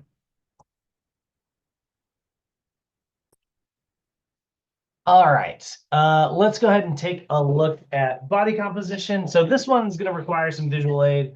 Now, I will say NASM did put the space here. I really love, they did two things that I really like.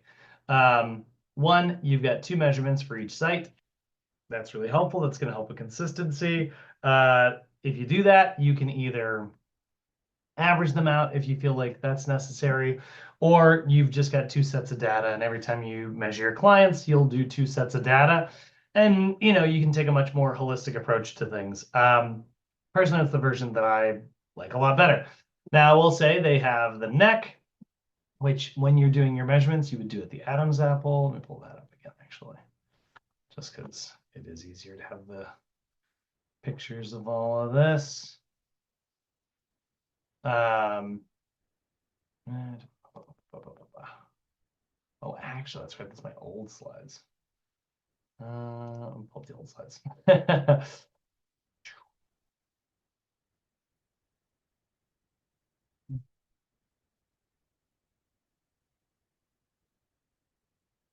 Mm.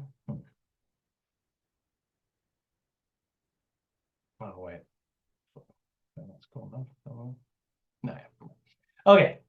So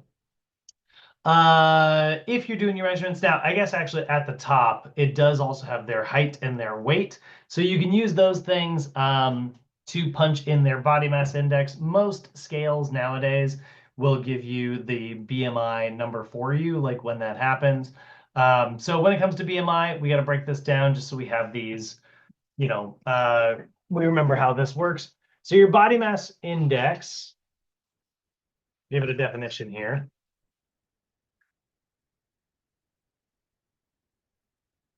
So your body mass index is a calculation of your client's height versus their weight.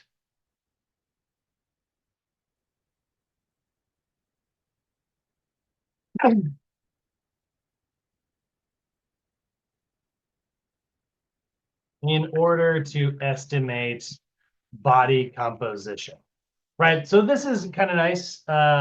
This is certainly better than just looking at a scale number. If you look at a scale number and we determined health by being like, well, anybody over 160 pounds is overweight.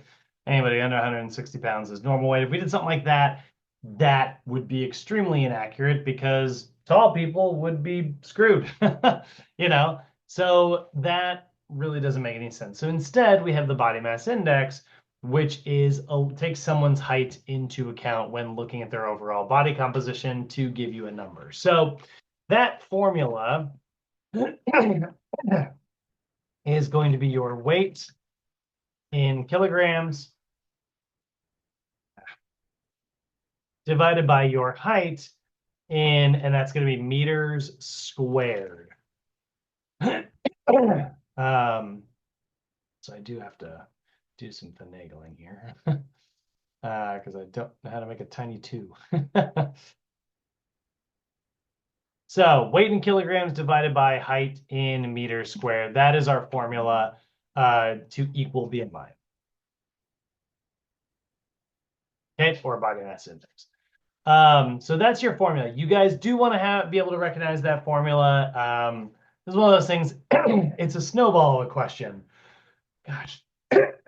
Honestly, it's a very easy question. Once you know how to recognize this formula, somebody says like, hey, this is your client's, which of the following formulas is used to calculate BMI? Weight in kilograms divided by height in meters squared. Okay. Then they'll probably ask you what the ranges are, right? So we have quote unquote, so we have underweight, which is anything less than 18.5. Then we have quote unquote normal weight, which is going to be 18.5 to 24.9. That's sort of ideal.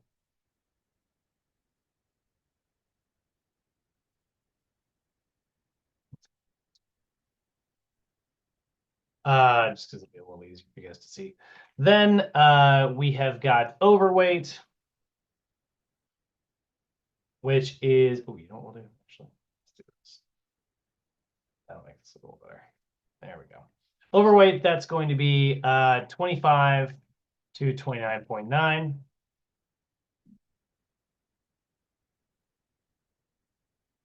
So not quite ideal. Then we have obese, which is going to be anything greater than 30. So those are our general numbers for BMI. These are the kind of standard ranges that we're going to use. Okay.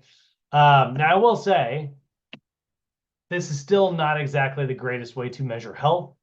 I don't love that sometimes BMI gets marketed as a like health in, like a direct translation of health. It's a decent indicator. We definitely see individuals who have overweight or obese BMIs. We see that like they are more at risk of certain health conditions. But again, I know I already used this example with you guys, but the example I always use is, well, Arnold Schwarzenegger, the day he won the award for being the dude in the best shape in the world, what had a BMI of 30.1. He was just barely obese.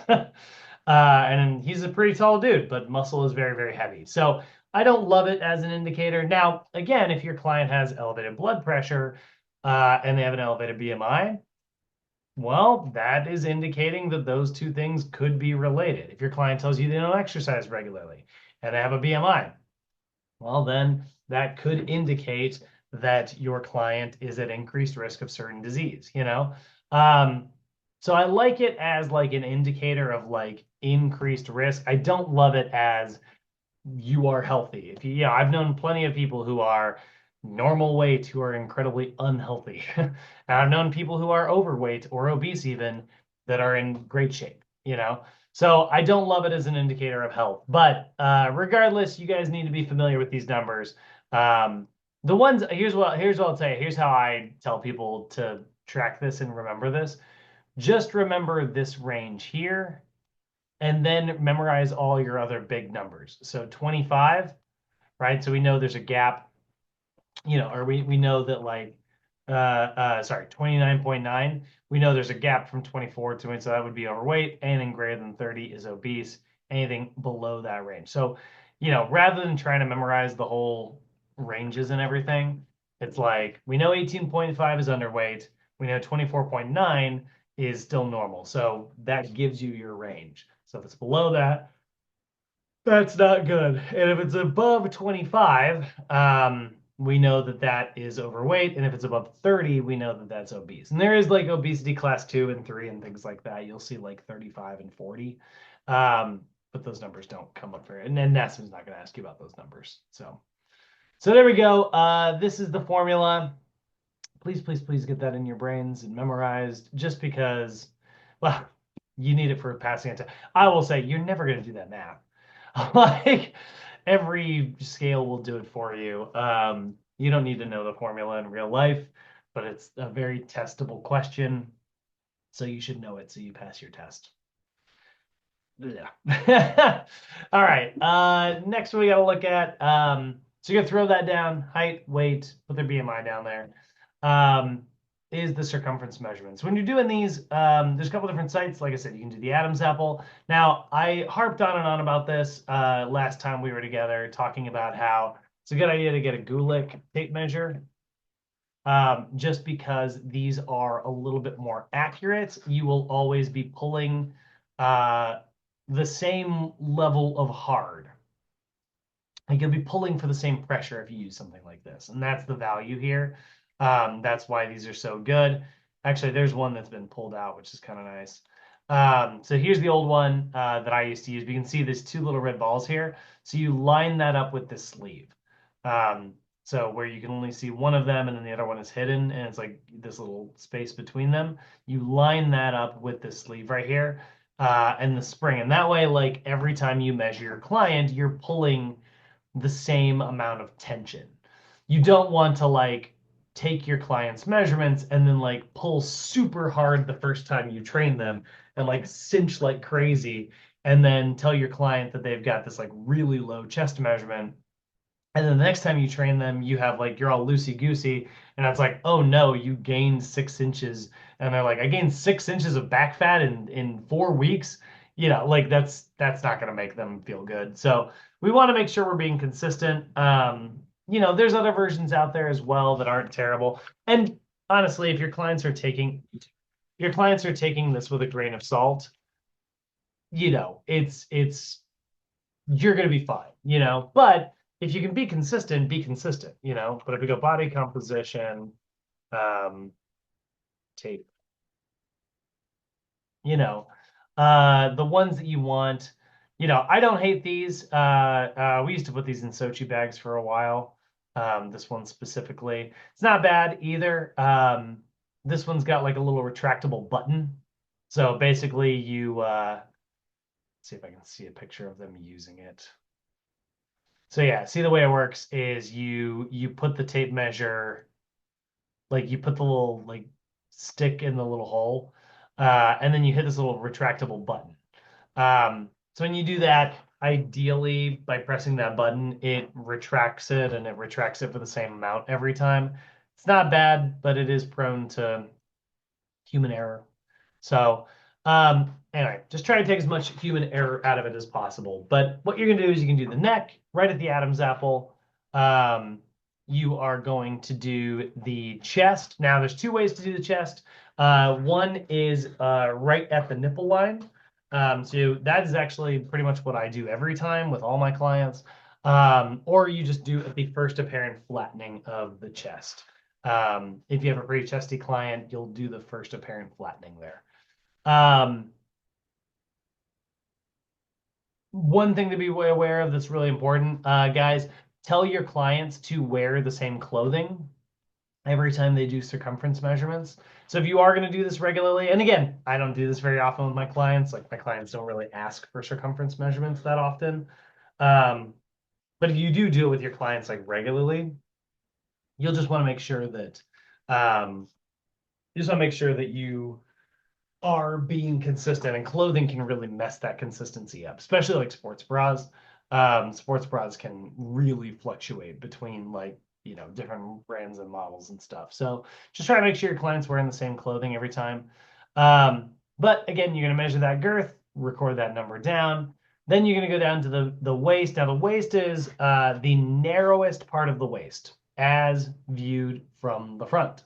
So you're going to look at your client. If you see your client kind of tapers in at the middle, you're going to go with the narrowest part of their waist below the ribs. Okay.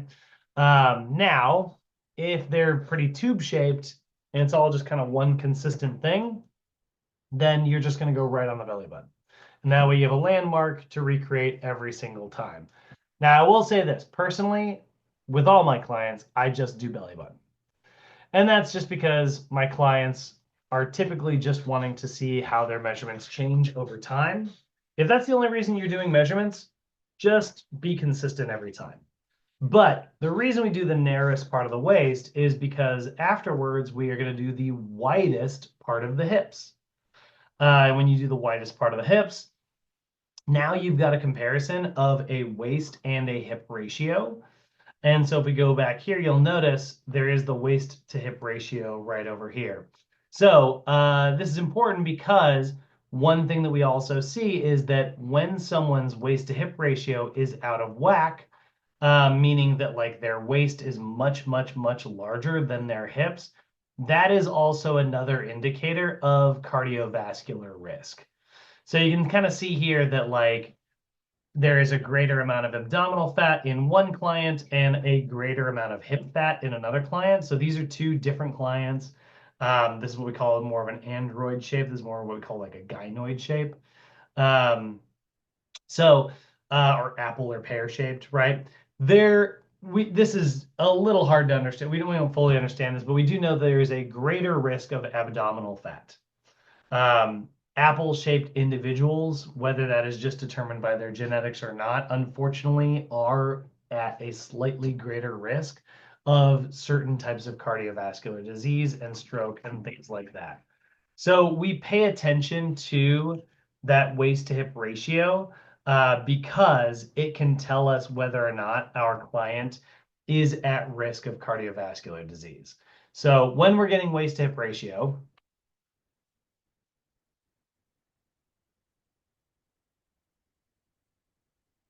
again, it is a calculation of an individual's hip measurement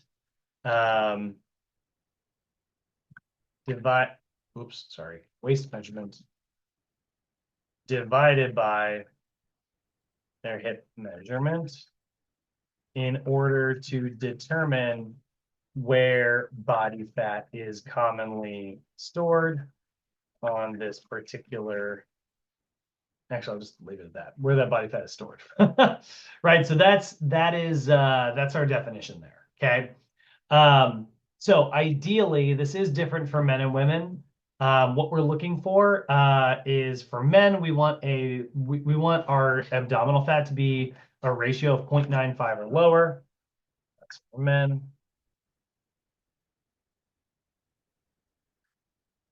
at 0.95 or less, so less than.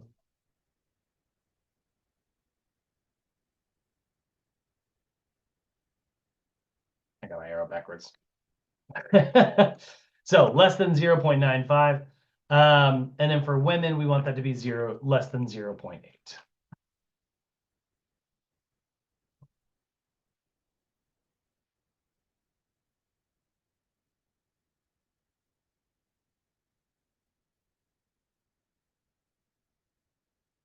Okay, so those are the numbers we're looking for there. The reason women's, by the way, is different is because women are going to naturally have a wider pelvic bone, a wider acetabulum.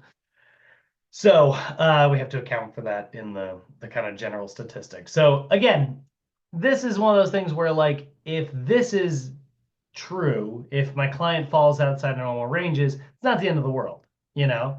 But if it's like, if we're looking at all of these things, it's like, hey, you have an elevated body weight and you have an elevated BMI and you have an elevated waist to hip ratio. It's like, we're seeing more and more common things. This is going to tell me to talk to my client about maybe prioritizing weight loss. So this is where, yes, the neck, the chest, the waist, and the hips, well, not the neck, but chest, waist, and hips, those are the three big ones that I think are valuable. If I do circumference measurements with my clients, those are usually the only three that I do. I don't typically do neck. My clients don't typically care, but I want a bigger, flashier number of like, a bigger difference where it's like, hey, you lost 16 total inches, That sounds a lot better than losing 4 total inches. Sure, I might do all those measurements, but for the most part, like, the areas that my clients are most paying attention to, chest, waist, and hips. So those are really, in real life, the only ones that I do. But going through the others, we also have thigh. Thigh is taken 10 inches above the patella. Now, I will say this, guys, not everybody has 10 inches of femur, like, or at least, or they do, but you're going to be like right up in their crotch. Go 6 inches, do 4 inches, do 9 inches. I don't know. Do whatever you want. Just make sure you're being consistent. So from the patella there, near kneecap, you've got a tape measure on you. So 10 inches, mark it, and then that's where you're going to take that measurement. Calf is the widest circumference of the calf. So you're just going to look for where it kind of bulges out the most. I don't love that measurement. Again, I don't think it's very consistent. I think things like that can shift pretty frequently. But that's your thighs, that's your calf. Arms, you could do flexed or unflexed, but again, halfway between the elbow and shoulder. But again, personally, guys, chest, waist, hips, those are the only ones I do. When I worked, actually, this is kind of a fun story. When I worked at Biggest Loser, they didn't take the time to do waist to hip ratios. These were people who were paying to lose weight. They weren't paying to say, am I healthy or not? They already probably asked those questions to their doctor. But their questions were, am I, how much weight can I, did I lose this week or next week or whatever? So the way we did measurements was very different. Every client always just did nipple line. Didn't matter who they were. It was just, that is exactly how we did it every single time. We would tell people, hey, wear the same outfit, wear the same sports bra. And that way, let's say like Danielle is intaking client measurements and Frank, you are out taking client measurements. So the two of you are working like different shifts, right? If you're both measuring in exactly the same spots, it's going to be consistent. So with those clients, we only ever did nipple line. And then we would always do belly button. Again, did we do narrowest part of the waist? Nope, we did belly button with everyone. Didn't matter who they were. That was the measurement we did. Again, that way, Danielle, your interpretation of the narrowest part of the waist is going to be the same interpretation as Frank's. Like that way, it's belly button. It's consistent with every client. Right. Not helpful for a health statistic, super helpful for are we changing and, is our body changing over the week statistic, And then here's the fun one. This is very unique. I've never seen this anywhere else. This is something we did at the resort. I've never seen this in any other setting. So for the hip measurement, we would have our clients go like this. They would make an L with their hands, They would place their thumbs together, and then what we would tell them is like, don't do this, don't do this, don't have any weird angles. Make a perfect square-shaped box with your hands like so. Place both thumbs on your belly button and fold your arms down. Then the trainer's job is to pay attention. Are they doing any of this weird stuff or flexing the fingers? Nope, just make sure it's consistent. And then we would watch them. They would stay very consistent and go out to their side. And then whatever their longest finger was, it's usually the middle finger, we would place the tape measure under that. And that's where we would do the hip measurement. And I love that because we know their hands, as long as they don't lose a finger in the week, we know that the hip measurement will be taken at the exact same spot. If you do it, if I do it, no matter who's measuring, it's identical every time. I always thought there was a really novel, really interesting way to do hip measurements. And I still do that actually. Those are the versions. I switched to that years ago. Now, again, if I need a waist to hip ratio, obviously that's not how we do that, but that is the versions of measurements that when I use this form, that's what I use. I only use those three. And I do it like that because I think it's a really good way to do it. But it is not in your book. So, all right. Now, next one we got to do is we got to get their body fat percentage. Now, skin fold measurements are very popular because they're very easy and they cost, let's see here. Go back to Amazon here. Skin fold caliper. They're going to cost a whole $10, like you want the slightly better one, it'll cost you $15. Pretty good, and here's the thing, you would think that these are prone to error, but they're pretty accurate actually. So that's great. But nowadays, I mean, in real life, guys, there's just so many body fat scales out there. Even the ones at home are pretty good nowadays. The technology's just gotten better, over the decades. So you'll probably just use something like this. And then what you'll do is you'll probably just, take it and, oh, sorry. Where is it? There it is. You'll probably just write that number down right here. You probably skip this whole thing and just write it down. Now, if you decide to do skin fold caliper testing, you do need to write down which protocol you use. The example in your textbook is what's called the Durnan-Wamersley formula. It's a very silly sounding name. But there's a few other ones out there, okay? So there is the Jackson-Pollock, which is a 7-site method. It's slightly different than the other Jackson-Pollock versions, but that's chest, mid-axillary line. So right here, so that's in that version, you're going to do their chest. So like right at the bottom of their chest, right here. Mid-axillary line, which is off to the side of the belly button. That's a vertical fold. Subscapular, so you're going to do a 45-degree pinch just below their scapula right there. I think it's biceps and triceps. Yeah, biceps and triceps. No, just triceps. Sorry. Super iliac, which is right here off to the side of the hip. And then you'll also do like thigh. So like their mid-thigh. That is kind of a lot. Honestly, that is a lot of measurements. It's good. It's not bad. It's just yeah, kind of a lot. So, there are other versions. There's the Jackson-Pollock 3-site method, which is just chest, abdomen, and thigh for men, or triceps, super iliac, and thigh for women. There's Durnan-Wamersley, which is biceps, triceps, subscap, and super iliac. That's the one I like. So you're just going to do do a vertical fold halfway between the bicep and tricep, or halfway between the shoulder and elbow, sorry, for both bicep and tricep. And then you're going to do subscapular and super iliac. So right here. That's the version I've used the most. Now, you do want to do it like this. This picture right here is a really good example of what it should look like. You'll notice the trainer is pinching the fold, and then using the caliper on that pinch. So if I look up skin fold caliper testing, I'm going to see a ton of photos of people doing it wrong. You'll see a lot of pictures on the internet. This is a photographer's idea of how you're supposed to use this. This is not what you do. You do not pinch directly. You pinch the client with your hand, you get a fold of skin, and then you test that fold. So this is wrong. This is correct. So that's important because if you're just grabbing like this, you're probably mostly just grabbing epidermis, and you are missing some of those other dermal layers, and you are getting an inaccurate reading. So the whole thing that we're looking for here is a pinch and then a test of that as it's already pulled away from the skin there.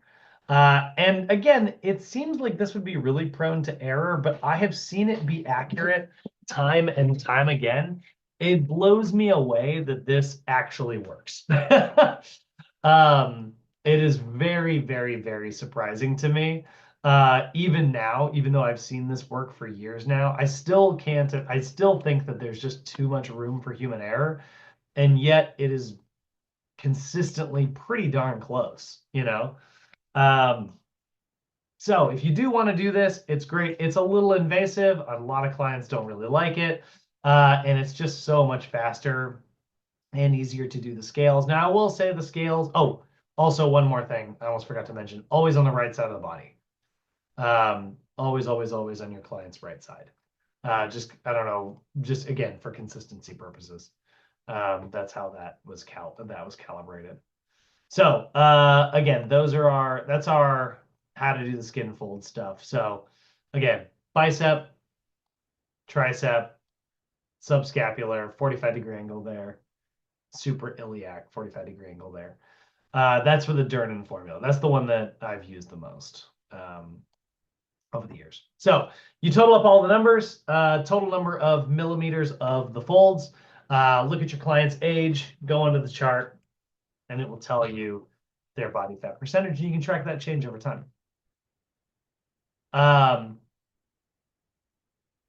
So yeah, so that's all the body composition stuff. There's a few other, like I said, if you are gonna, the bioelectric impedance, that's the scales. Those are pretty cool. You can see actually this is a really good chart that kind of shows you how that works. I mean, they're not perfect. It is possible to have an error on those tests. But basically the way those scales work is they run an electric current through the body. So from point A to point B, if that current travels quickly, it means that there's a lot of water in the body. If that current travels really slowly, it means that there's something else in the body. What just happened? There we go. Uh-oh. Sorry to hear that, but thanks for the heads up, Samantha. Appreciate the heads up. Can you are these slides that you've been showing us on NASM, or are they on the Canva? They are actually on Canva, but they're really weirdly organized because you remember we're kind of making this lesson up today. I will email them later. Okay, cool. Look for All right, me. see you guys I'm tomorrow. gonna email everything later. Cool, thank you. Yeah. Right, I don't have an official Canva day for whatever this weird day is today. So yeah, so you can see here, look at how much more electric this side is. This is very low resistance because there's less body fat. Most of what makes up this person's body is water. There's more water in muscle than there is in fat. So this is going to be a really fast traveling, really high electric signal. So the machine can use that to say, well, probably 15% body fat, Whereas like this individual over here, the signal is going to go much slower. There's a lot of resistance. And so that's going to tell us, well, this person probably got, 35% body fat or something, And then the most accurate out of all of them is hydrostatic weighing, which is kind of crazy, which is basically fat is actually very buoyant. So if we weigh somebody on land and then we weigh them underwater, if that difference between those two weights is really big, it means they're pretty lean. If the difference sorry, if the difference is yeah, really big. So like no, sorry, I'm describing this badly. If they're very heavy underwater, it means they're not very buoyant, it means they're pretty lean. If they're not very heavy underwater, it means they are very buoyant. It means they probably have a higher body fat percentage. We know exactly how much fat weighs when it's underwater. So that's actually some really simple math, and that's why that's the most accurate version. But look at how freaking inconvenient that is. I've never done this outside of a lab setting. So you probably guys 99 out of 100 times, probably more than that even, you will use the bioelectric impedance. Use a body fat scale, that'll run the current through the body. And by the way, if your client has like a pacemaker or anything like that, they can totally use those scales. It doesn't really affect anything. There are the really big advanced ones. Those can sometimes affect those things. So then you'll just use the skin fold caliper testing. Or you'll have a client. I had a client who had like they had like a giant metal rod in their thigh. And so like it was really weird. The scale would just be totally off every time. It would just like fluctuate. I'm not really sure why. That doesn't quite make sense to me, but I also am not an expert on electricity. But yeah, theirs fluctuated like crazy. So it's not always perfect, but it is so gosh darn convenient that even if it's not perfect, it is still probably the best practice, Okay. So now we get into our last two assessments here, and then we'll make our fake person that we can use tomorrow.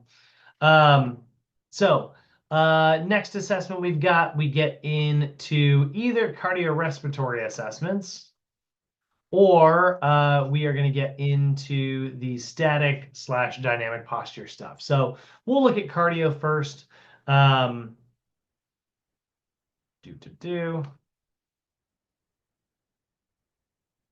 are we at? So, a couple different cardiovascular assessments here. So again, we've already got their resting heart rate, their max heart rate, and if we had to, their blood pressure.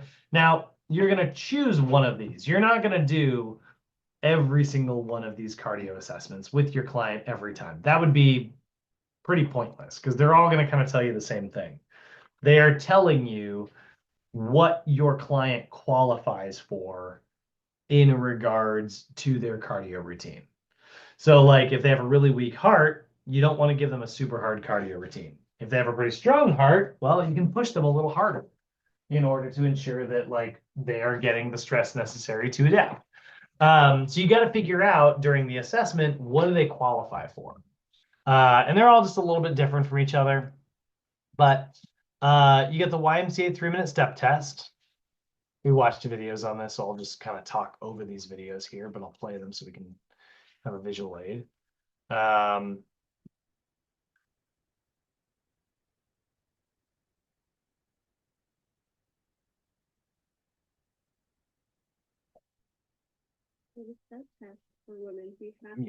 So you can see here, this is a 12-inch step. It's always 12-inch steps. There is a metronome that is going, and that metronome is going to be the number of beats that they're going to do. So when you're setting that metronome, you're going to set it to 96. And that way it's like about like that. So it's going left, right, up, down, left, right. She's going to go for 3 minutes.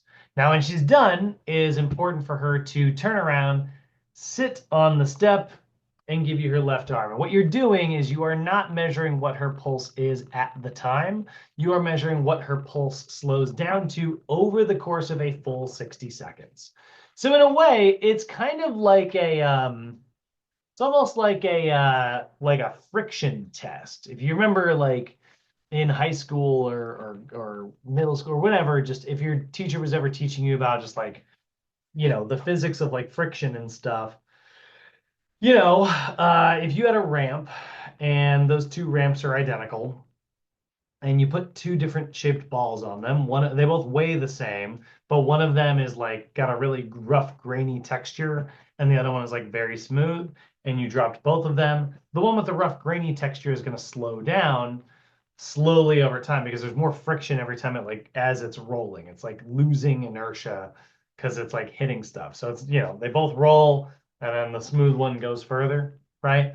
They both experience the same level of stress, right? Like they were both identical in a lot of ways, but the difference was like if you're measuring friction, you're measuring how far they both go, right? This is really similar to that.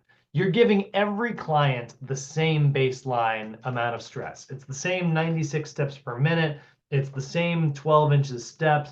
It's the same length of time for 3 minutes. And then everybody gets to turn and everybody gets to sit down. And then everybody measures for 60 seconds. Now, if their heart rate got really high and it doesn't slow down quickly, that shows us that their heart's probably not in very good shape.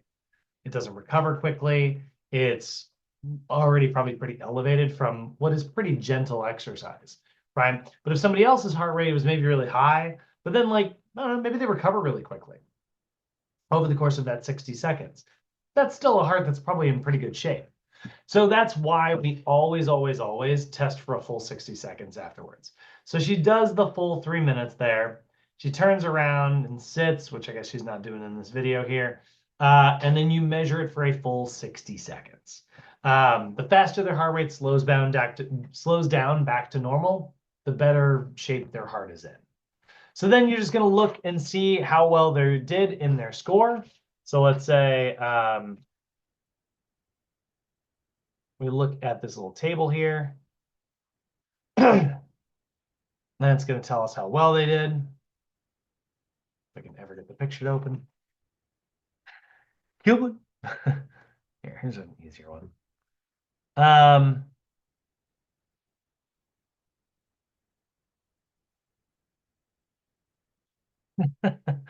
Load.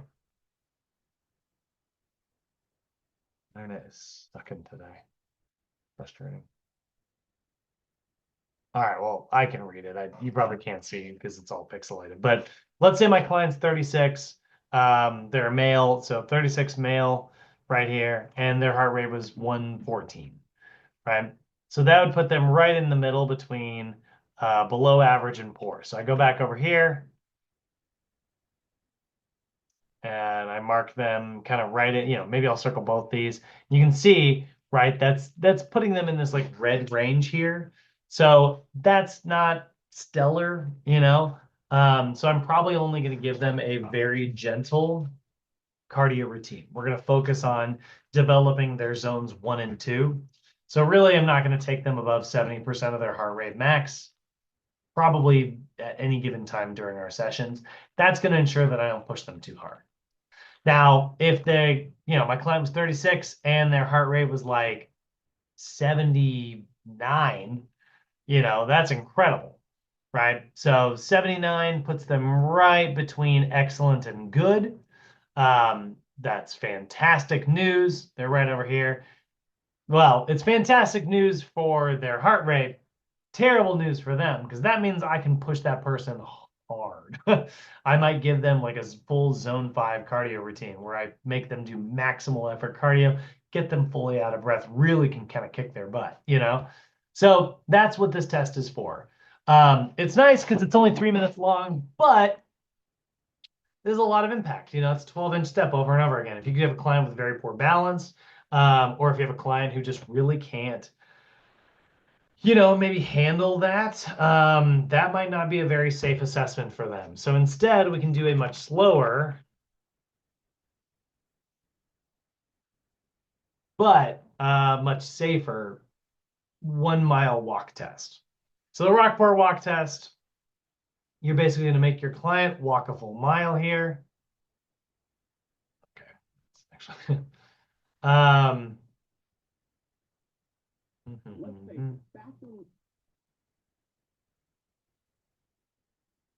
skip. So make your client walk a full mile. And then you are going to gather a couple different pieces of information. however long it took them to do that mile, what their age is, what their weight is. You're actually going to punch in a whole bunch of data. Use a calculator, and it will give them an overall VO2 score. Now, in this one, you just want what their pulse is the second that test is over. This is not a recovery pulse. This is what their pulse is at the end of the test. So it'll give you a score, and then you're going to mark down like what that score is. So you're going to put their time, their heart rate. You have on your other sheet their height and weight. So you're going to punch all that information in, and it will give you an ideal score there. So you can see here, I'm just going to use this calculator here. Oh, come on now. Where's my calculator?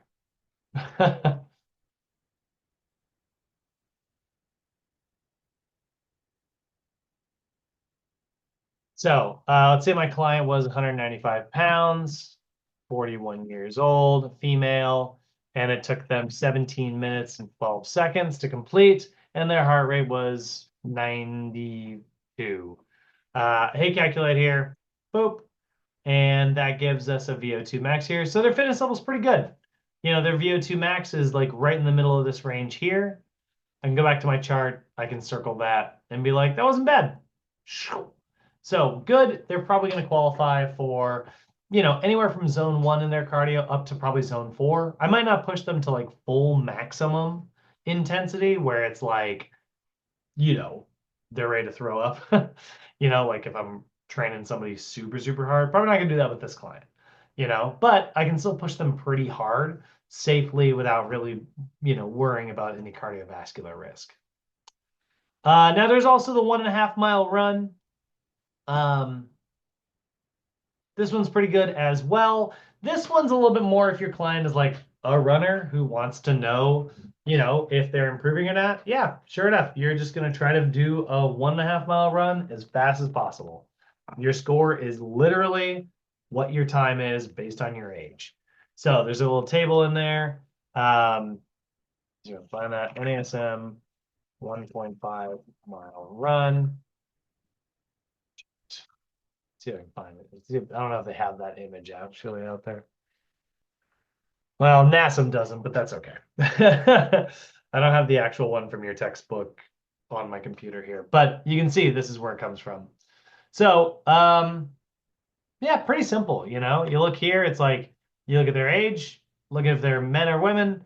So let's say you're again 36-year-old client took them, we'll say 12 minutes, right? So 36, it's right in here. 12 minutes, that's going to put them in the good category. Again, good's pretty good, you know? Probably not going to destroy them on a cardio day, but I'm still going to make them work pretty hard. You know, so probably qualifying for zones 1, 2, 3, maybe 4, you know? But again, it's just telling me how hard that's the point of this assessment. It's just telling me how hard can I push my client. I don't want to, you know, completely wreck someone. And then lastly, we've got our VT tests. Now, the VT tests are a little bit different. These are basically talk tests. They're going to help you determine your client's workload. So this is where I typically don't do this with my clients. I typically don't do this with my clients during a first session. But Danielle, let's say you and I are working out together and you want to get into running, but running isn't the type of activity you've done very much in the past, right? You're just like, it's just not that. Or let's say it's biking, let's say it's rowing or whatever, right? So your VT1 is your ventilatory threshold 1 and your ventilatory threshold 2. That's your VT2.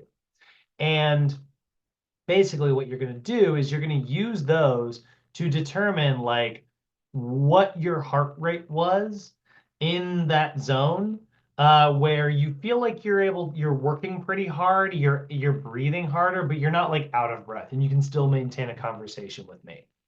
So like I'm gonna say, you know, we're gonna get you on a treadmill. I'm gonna keep hitting the plus button until eventually you're like, yeah, this is where I feel like this is pretty tough. But like I'm still working, I'm still able to hold a conversation, but like, I feel like I'm working pretty hard right now. I'm like, great. I'm going to measure your heart rate and I'm going to say, okay, your VT1 takes you about 5 minutes to get there, and your heart rate was around 120, right? Or 110, whatever it happens to be for you, And so it's a perceived effort test, you know. Then I'll keep pushing you a little harder until you are like, hey, I can still talk, but it's pretty uncomfortable for me to try to get out full sentences. It's not impossible, but it's like tough to talk, right? That's your VT2. That's your threshold number two. Um, and that I'm going to measure your heart rate again. And so, if I'm trying to keep you around your VT1, let's say you did very badly on some of these other cardio tests, I don't want to take you up to VT2. I don't want you working that hard, right? That could actually be doing more damage to your heart than it could be helping you. So by knowing like what it feels like, by educating you on like what gentle cardio feels like versus like what hard cardio feels like, that's why we have the VT1, VT2 tests. But VT1, VT2 is not like it's not a you should be able to hit this number test. It's not that. It's just if you and I are trying to establish your zones so that on your off days you can still like recreate those. So I'm like, you feel out of breath, and you're like, uh-huh. And I'm like, do you feel really out of breath? Like it's hard for you to talk, or you just feel like you're breathing hard? And you're like, I feel really out of breath, like it's hard to talk. And I'm like, ooh, I didn't want you to work that hard. Let's bring that intensity back a little bit. Right. So then I ask you again a couple minutes later, feel like you can hold a conversation with me right now? And you're like, yeah, I do. And I'm like, do you still feel like you're exercising? And you're like, yeah, I still feel like this is tough. But at least I can like hold a conversation now. Perfect. That's your VT1. That's where I want you. So you can establish that. I typically don't do this on a first session. I typically do this once I'm actually working with my clients. I'll do these to highlight to a potential sale, hey, this is really good. This means you can take a really hard cardio routine. Or I might say, hey, this could be better. Like we might want to emphasize building you a routine that focuses on cardio so we can really build that up first. Maybe we can emphasize strength later, you know? So depending on like what their score is, it's going to determine like, how I proceed with that client. And then later, I'll help them establish VT1 and VT2 so that they can do their homework without me, effectively. I don't want to hear my clients say, I can't run a mile. It's too hard. Like that means you're running your mile too fast, you know? Um, you are in VT2. I wanted you in VT1. Does that make sense?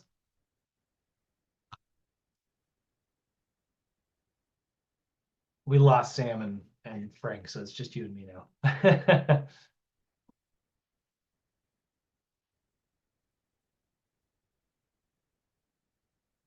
Um,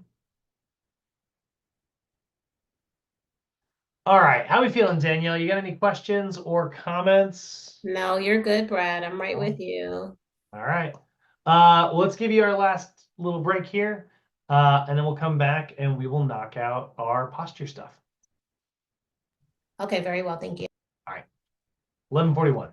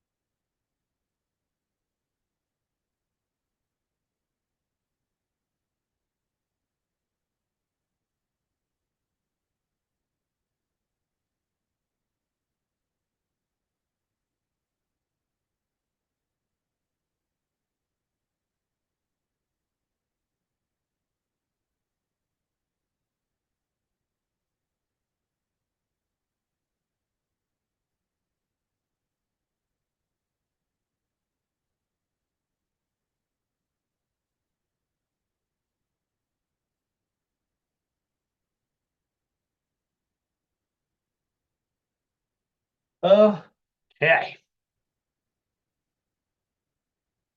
I'm here. Awesome. Let's dive on into it. So,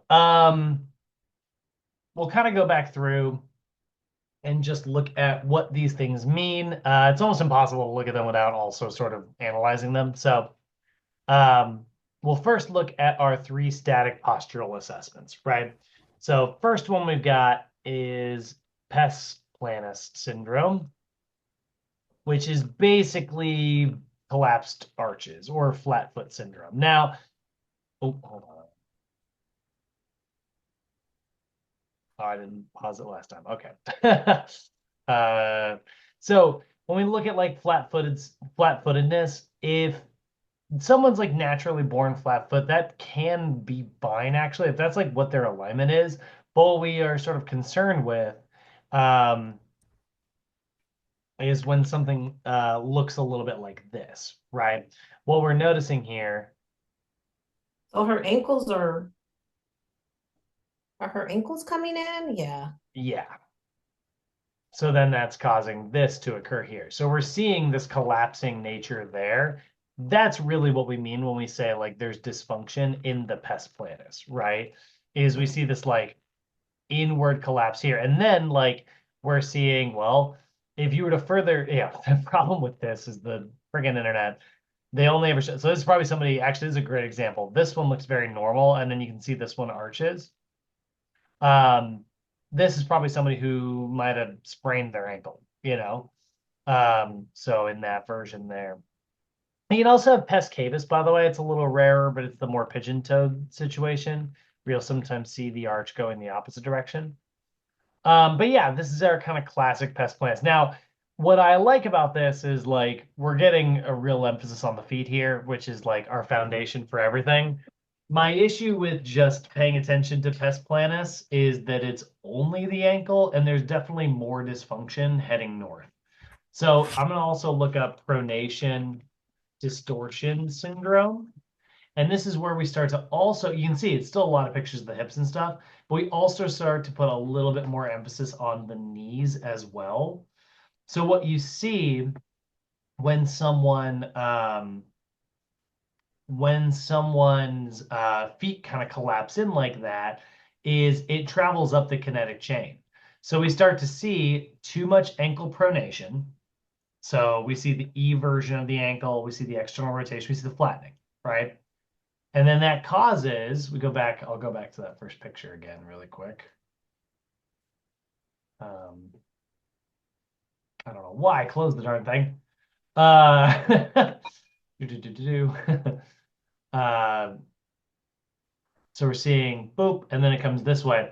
Well, okay, great. So we can label this out real quick, right? We're seeing that this is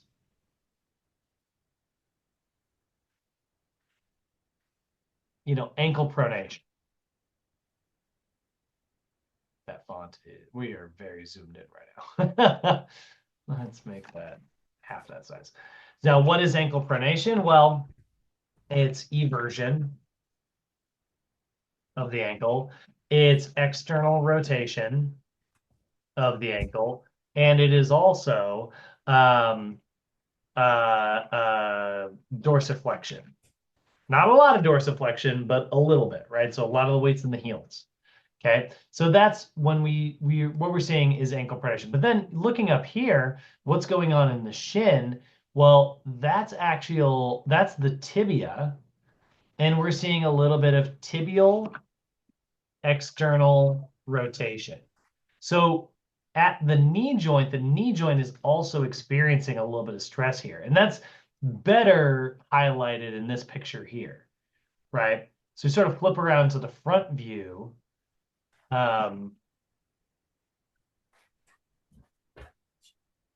We sort of look at the front view here, we're going to see a sort of better example of, let me just kind of look at we can look at larger anatomy here, right?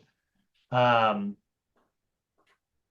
love to get a picture of the hips as well, internet. I could get a picture. I love that I've got my knees, but I sure would love You know what? Actually, there we go.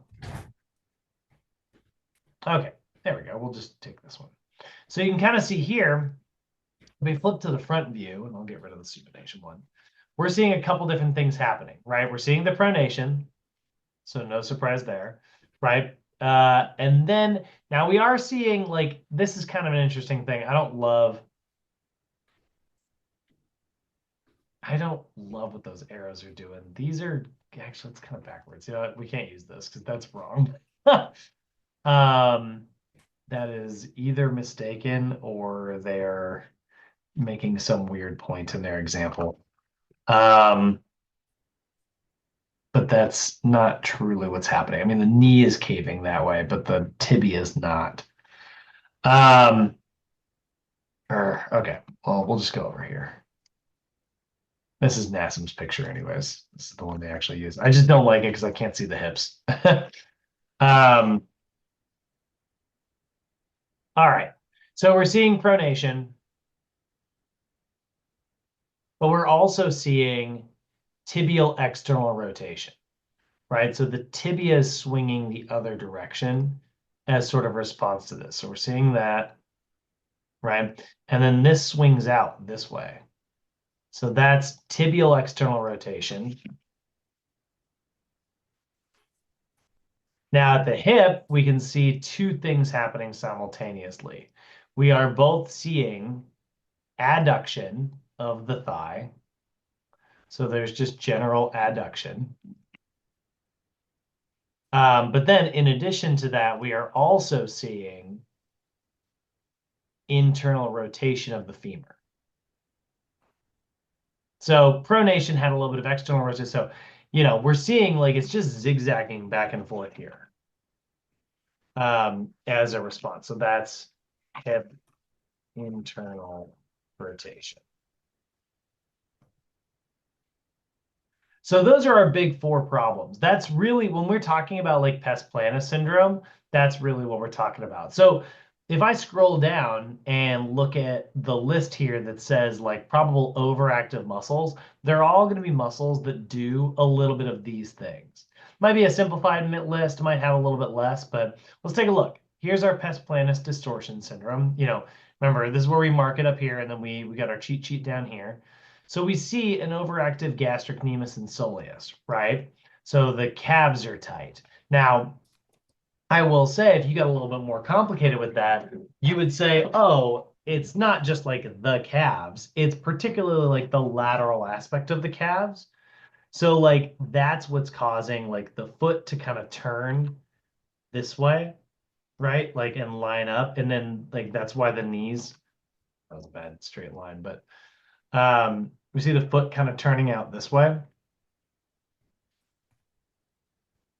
And then if you line up the knees, you'll notice like they are missing the toe entirely. I mean, they're not even close in this example. So the lateral aspect of the calf is probably responsible for that. We're also seeing the adductors listed here, which makes sense. We are seeing hip adduction directly. So no surprise there. But there is one that's like, it says hip flexors. And I will say, I don't love that it's hip flexors. I don't love it. I wish they would say TFL in particular, which is a hip internal rotator, as you know. So it's really the TFL there. It says all the hip flexors. I don't love that it's the whole, like they kind of pared this list down to keep it simple, and I'm like, meh. Same thing with the calves. I like the lateral gastrocnemius, not just like the whole thing. But there we go, right? The only thing we're missing that wasn't mentioned is that tibial external rotation. And that's again just because they're kind of taking a simplistic look at this. So this is the tight stuff. So now, and we can confirm that by, well, okay. So if you're saying I've got too much pronation, I need more supination, right? How would I get supination? What muscles would I use? Well, I'd probably use my posterior tibialis. My posterior tibialis scoops the foot inward. It does ankle inversion instead of ankle eversion. And sure enough, you look over here, there's our underactive list, the anterior and posterior tibialis. If I have too much adduction, I probably need more abduction, right? If I have too much internal rotation, I probably need more external rotation, right? So we look over here, gluteus maximus, that's a hip external rotator. We see gluteus medius, that's a hip abductor. So again, there's our example of the antagonist muscles. I will say this is obnoxious. They didn't line these up correctly. It's like adductors is opposite. It's like all they had to do was put this one first. But you can see, right? Like we've got this lined up here. We see the adductors and the gluteus medius. These are antagonists, right? These guys here. And then we got the hip flexors and the gluteus maximus. Those are antagonists. Your calves, those are antagonists to your shins. So we've got a list now of things that I can do. I can strengthen out those weak muscles that I want to turn on more, and I can stretch out those tight muscles that are, kind of contracting more than I want them to, drawing my client into this poor posture. So that's pes planus. We'll also sometimes see lower crossed. Lower crossed is a little bit simpler. It's a little easier to look at. But if I Google lower cross syndrome, we will see it's that anterior pelvic tilt, right? So we got this image here. And sure enough, we can see like this is somebody who's got a little bit too much arching of that pelvis, right? So we're seeing just a little bit too much of this like rotation, pulling it this way and not pulling it this way. So now it's like, okay, well then that means that these are our weak muscles here. Oh, sorry, these are our weak muscles here, right? So we've got weak abdominal muscles, right? And we've got weak gluteal muscles. Then over here, the tight stuff, well, that's going in the opposite direction. Cover that up entirely so I can get my colors here. So the erector spinae, probably pulling a little bit harder. The low back is trying to do the work of the abs, basically. And then the hip flexors, they're pulling down, causing that to happen, right? So, if you kind of think about it, it's like this stuff is basically pulling up and this stuff is pulling down. And ideally, the abdominals would have resisted that pulling. They would have stabilized to keep that from happening. They would have probably resisted it by going this way, opposite direction. The gluteus maximus probably would have resisted the hip flexors by going this way. So that's our lower cross center. We call it a cross because it makes an X, right? So we go down here and sure enough, we're going to see the same muscles, right? See overactive hip flexors. So right here, in the example they have, that's the iliopsoas, right? But there'd be more. I'd say the rectus femoris is tight. That's another hip flexor there. The TFL probably contributing on this one as well. Rather than just the iliopsoas. This is kind of a simplistic image here, but still kind of proves the point that we're making here. And then lumbar extensors, that's your erector spinae, causing that excessive arching. Now, over here on the weak muscles, we see gluteus maximus and medius and hamstrings. Hamstrings isn't being mentioned back here, but that would be resisting your hip flexors because your hamstrings are a hip extensor. And then it does say abdominals. I really wish that it would just say like abdominal stabilizers or transverse abdominis or something like that. You can make some progress working on a low back arch by doing things like sit-ups and crunches, but those are exercises that move the spine, and we already have a problem with excessive motion in the spine with this client. So I don't love sit-ups to fix this problem. I like planks personally. I like to focus on stability rather than more movement, rather than introducing more movement. Not that I can't do crunches with that client. If I'm trying to focus on this, I'm going to do some glute strengthening exercises, some hamstring exercises, and probably some core stabilizing exercises rather than just like a lot of crunches. So there's our lower cross syndrome. Now, upper cross syndrome, we'd mark that up here. Pretty darn similar. it makes an X as well. But it's obviously happening in the upper body. So upper cross syndrome. That's the forward head posture, the rounded shoulders, right? So very, very similar problem here, just in a different part of the body. So again, we're seeing tight muscles from here to here. And we're seeing weak muscles from here to here. So again, making the X, right?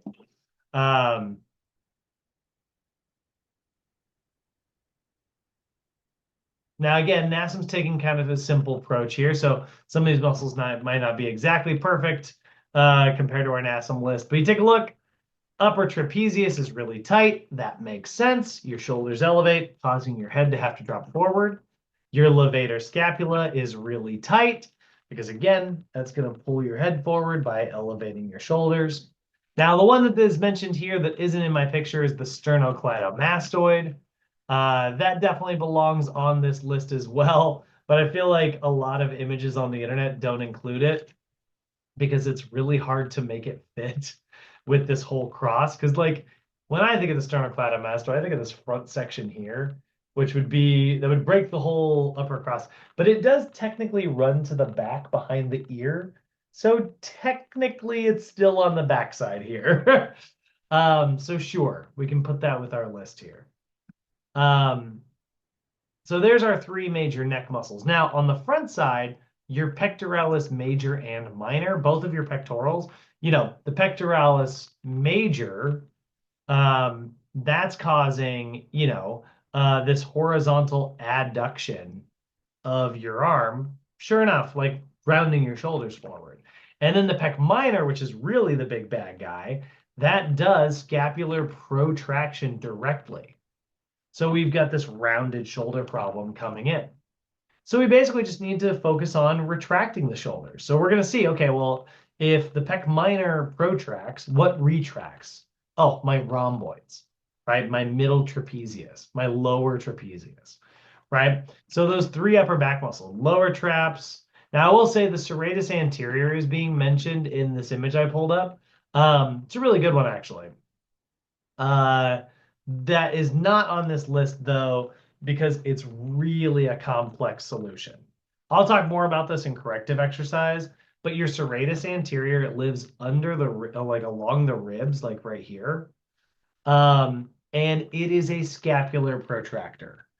And that's a very weird thing. And this is why NASM doesn't put it in the regular book. But it's like, why would you want to strengthen a protractor on a client that already has too much protraction? It's a weird thing to talk about. Doesn't make any sense at first glance. But the difference is, if you look at your pec minor,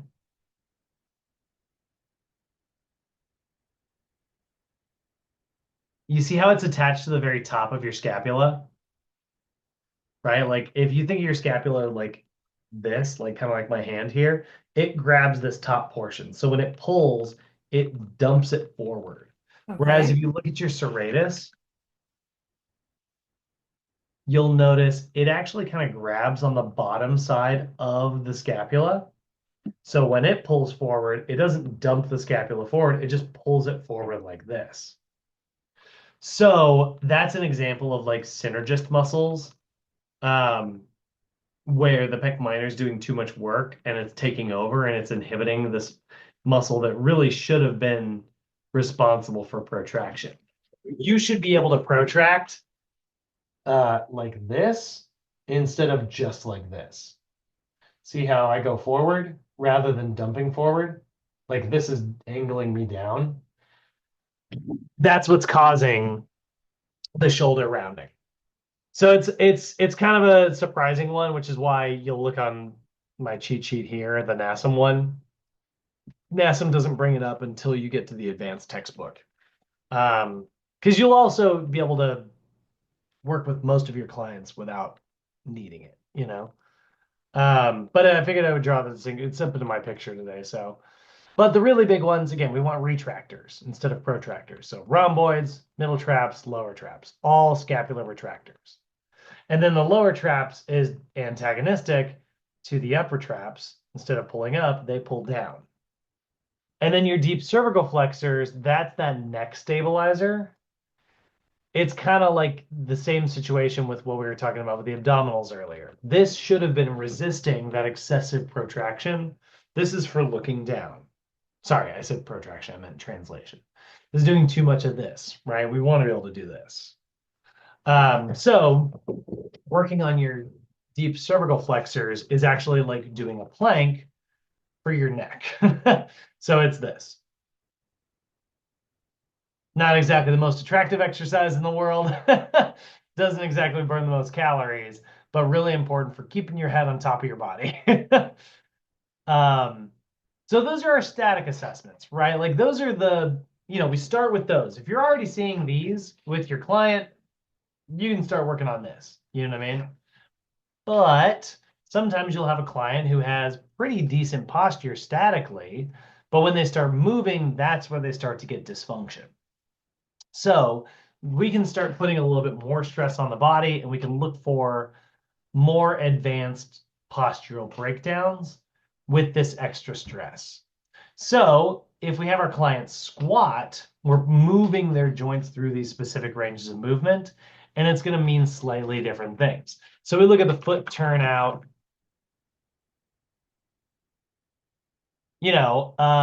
Sometimes you'll have a client whose foot turns out, but then their knee doesn't track over their toes directly. So like their feet might turn out, but then their knees go forward. That's not what we want with that alignment. So you looked at this example here, and it's like someone whose knees are going forward, but their feet are going out. That's going to cause like a shear. That's gonna hurt your kneecap. um, so again, that's telling us, well, why'd their foot turn out? Probably because their calf muscle got tight, didn't want to dorsiflex, so instead it moved to the side to keep from having to stretch out. So that's telling us we've got tight calves. We also might get that foot turn out if we have we go back to our static assessment, if we've got a little bit of that sneaky tibial external rotation, that will also kind of turn the foot out, right? So with that foot turning out, it could also be, you can see on our list, the hamstrings complex. But again, this is NASM being overly simple. It's not your full hamstring, it's the lateral hamstring. It's your biceps femoris. That's the real big bad here. So again, we strengthen the antagonists. In this case, the anterior and posterior tib. So working on the shins.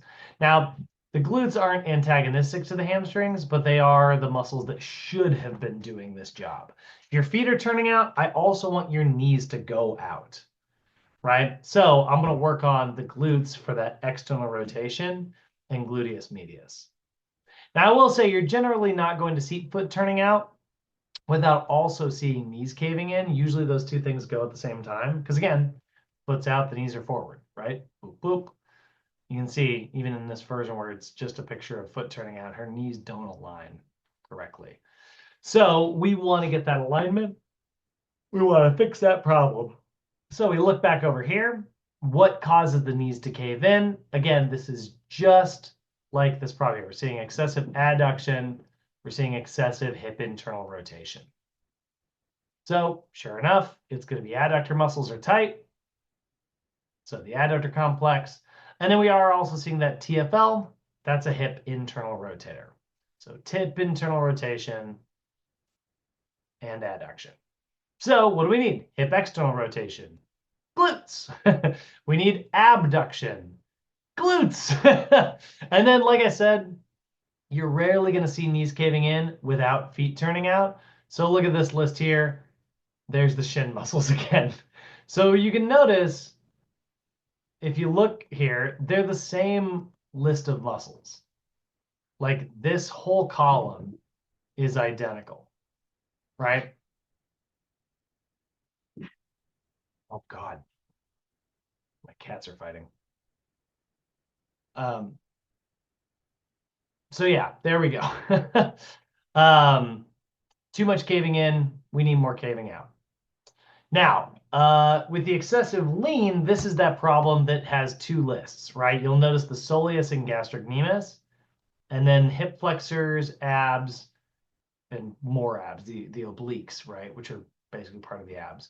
So if we go and we look at this problem here, where it's like making an X, if instead of this version, you kind of took this whole thing and like, let's say we just flip like, well, I just need to copy the picture again.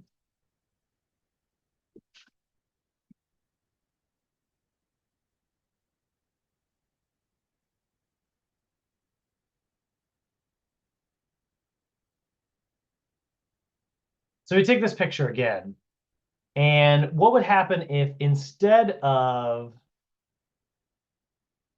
having this X here, right? That's not the problem anymore. Instead, because this was an X, because again, it was weak, weak, oops, weak, weak, tight, tight, right? But if I did this, if I put the tight stuff over here, so like tight abdominals and hip flexors, and I put the weak stuff over here, weak low back, weak glutes, that would cause the whole body, instead of seeing rotation like this, right? Instead, what we would see is we would just see a general tilt like this.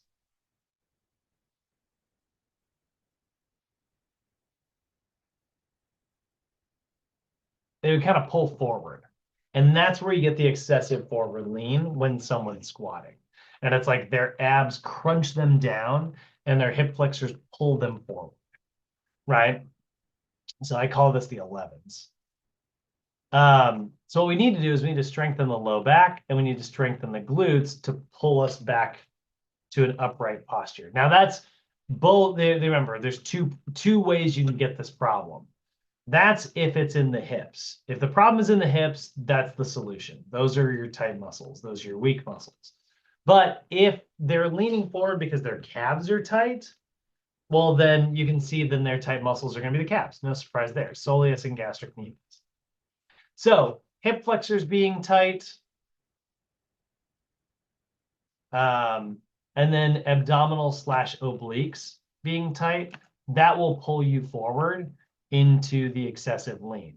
So we need to pull them back by working on the glutes back here and the lumbar extensors, or the erector spinae, if you want to say that, back here.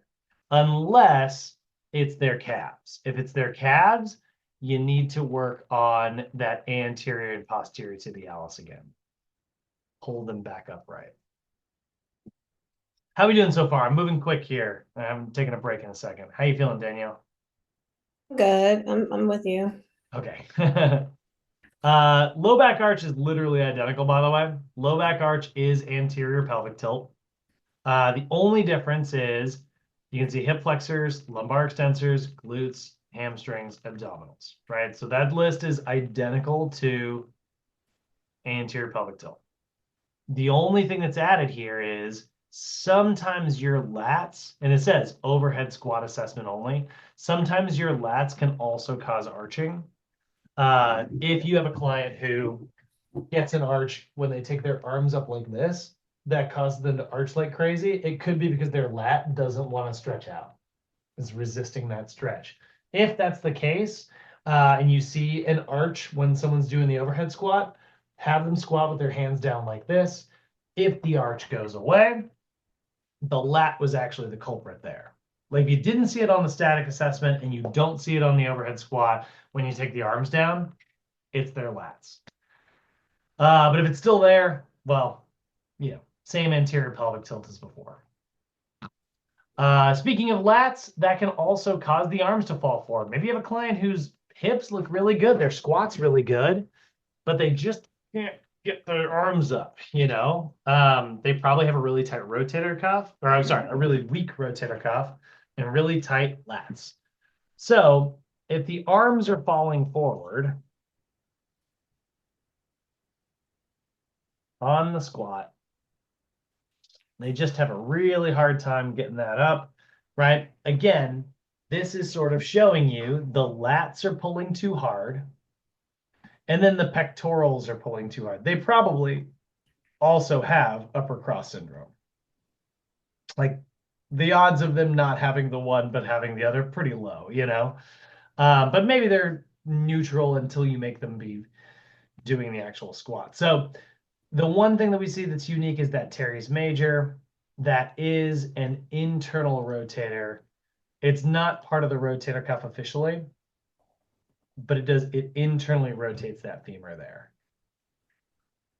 And when you internally rotate your femur, oh my gosh, femur, humerus, Jesus. Wrong bone. I do this for a living. Good Lord. Uh, Do not apologize for being human. You're great. Go yeah, when you internally rotate the humerus, you can't get your arm overhead. It literally hits the bony notch on your scapula. So can't do that. So again, same thing as upper cross syndrome, middle traps, lower traps, rhomboids. The only thing that's new here is posterior deltoid is going to help combat that teres major, and rotator cuff is going to help combat that teres major. So instead of just only addressing the shoulder rounding, you're also addressing you need more external rotation in the humerus. So we get a little bit of extra muscle here to work on these guys, just a little bit. We get a little bit extra there. And if we do that, that's going to be very beneficial for fixing that rounded shoulders. And then lastly, we get the shoulders elevating. So if you're doing the pushing and the pulling assessments, you'll see either a forward head posture if somebody is very bad at stabilizing their neck, or you'll see they'll push and they'll elevate their shoulders when my client yesterday, I was like, keep your shoulders down. It's like, come on. I said it over and over again. It was just really, we had to pause and get him stretched out so that would work. So yeah, in this case, levator scapula pulling up, upper trapezius pulling up, sternocleidomastoid pulling forward. That's the forward head part. So again, up and forward, there's your upper cross syndrome. That's the neck portion of it. So for trapezius, again, that's going to pull those shoulder blades down and back, and deep cervical flexors. So it's really not a big list. You can see the overhead squat stuff is just, it's a lot of the same stuff in the three major static assessments, just kind of pulled apart. So it's like, if you have a client who exhibits poor posture statically, have them do a little bit of dynamic movement, and then that will confirm for you, yep, it's those muscles. And then this is actually what we'll teach you in the corrective class. You can actually look at those muscles individually. But that's the very advanced assessments. Like if I really want to see, maybe this list is too big, right? Let's say the arms fall forward list. I'm like, well, I don't want to work with all these, right? Okay, great. I mean, it's not that big a list, but sure. Like let's look at them each individually and specifically. So you might do like a specific like external rotation test. And that's where we'll get into that. That's the much more advanced assessments, So it's like we were very broad, we got a little more narrow. In the really advanced stuff, we get really narrow and we look and it's like, oh, I thought it was your hamstrings. Turns out it's your glutes, But that's all coming very far down the line. All right, so I'm gonna put this recording up on YouTube and then I will email this to you just individually, like as its own video. Okay. On Canvas. I'll attach all those forms from earlier so you guys have them, and then I'm going to send you that one big PowerPoint. It's the same PowerPoint that you already have from Canvas, but it'll be with all this other stuff. So kind of covers this big review day that we did. Got it. Thank you. Yeah, and hopefully we're all caught up. And I know this whole situation has been annoying, but hopefully this helped a bit. And then tomorrow we'll do this in person. And then on Friday, exercise physiology. Alrighty. Thank you so much, Brad. Yeah, of course. Thank you. Thanks for being here. It's good to No see you again. problem. I'll see your lovely Awesome. face tomorrow. Okay, see you tomorrow. Have a great day. Be safe out there. Yeah, you as well. Bye-bye.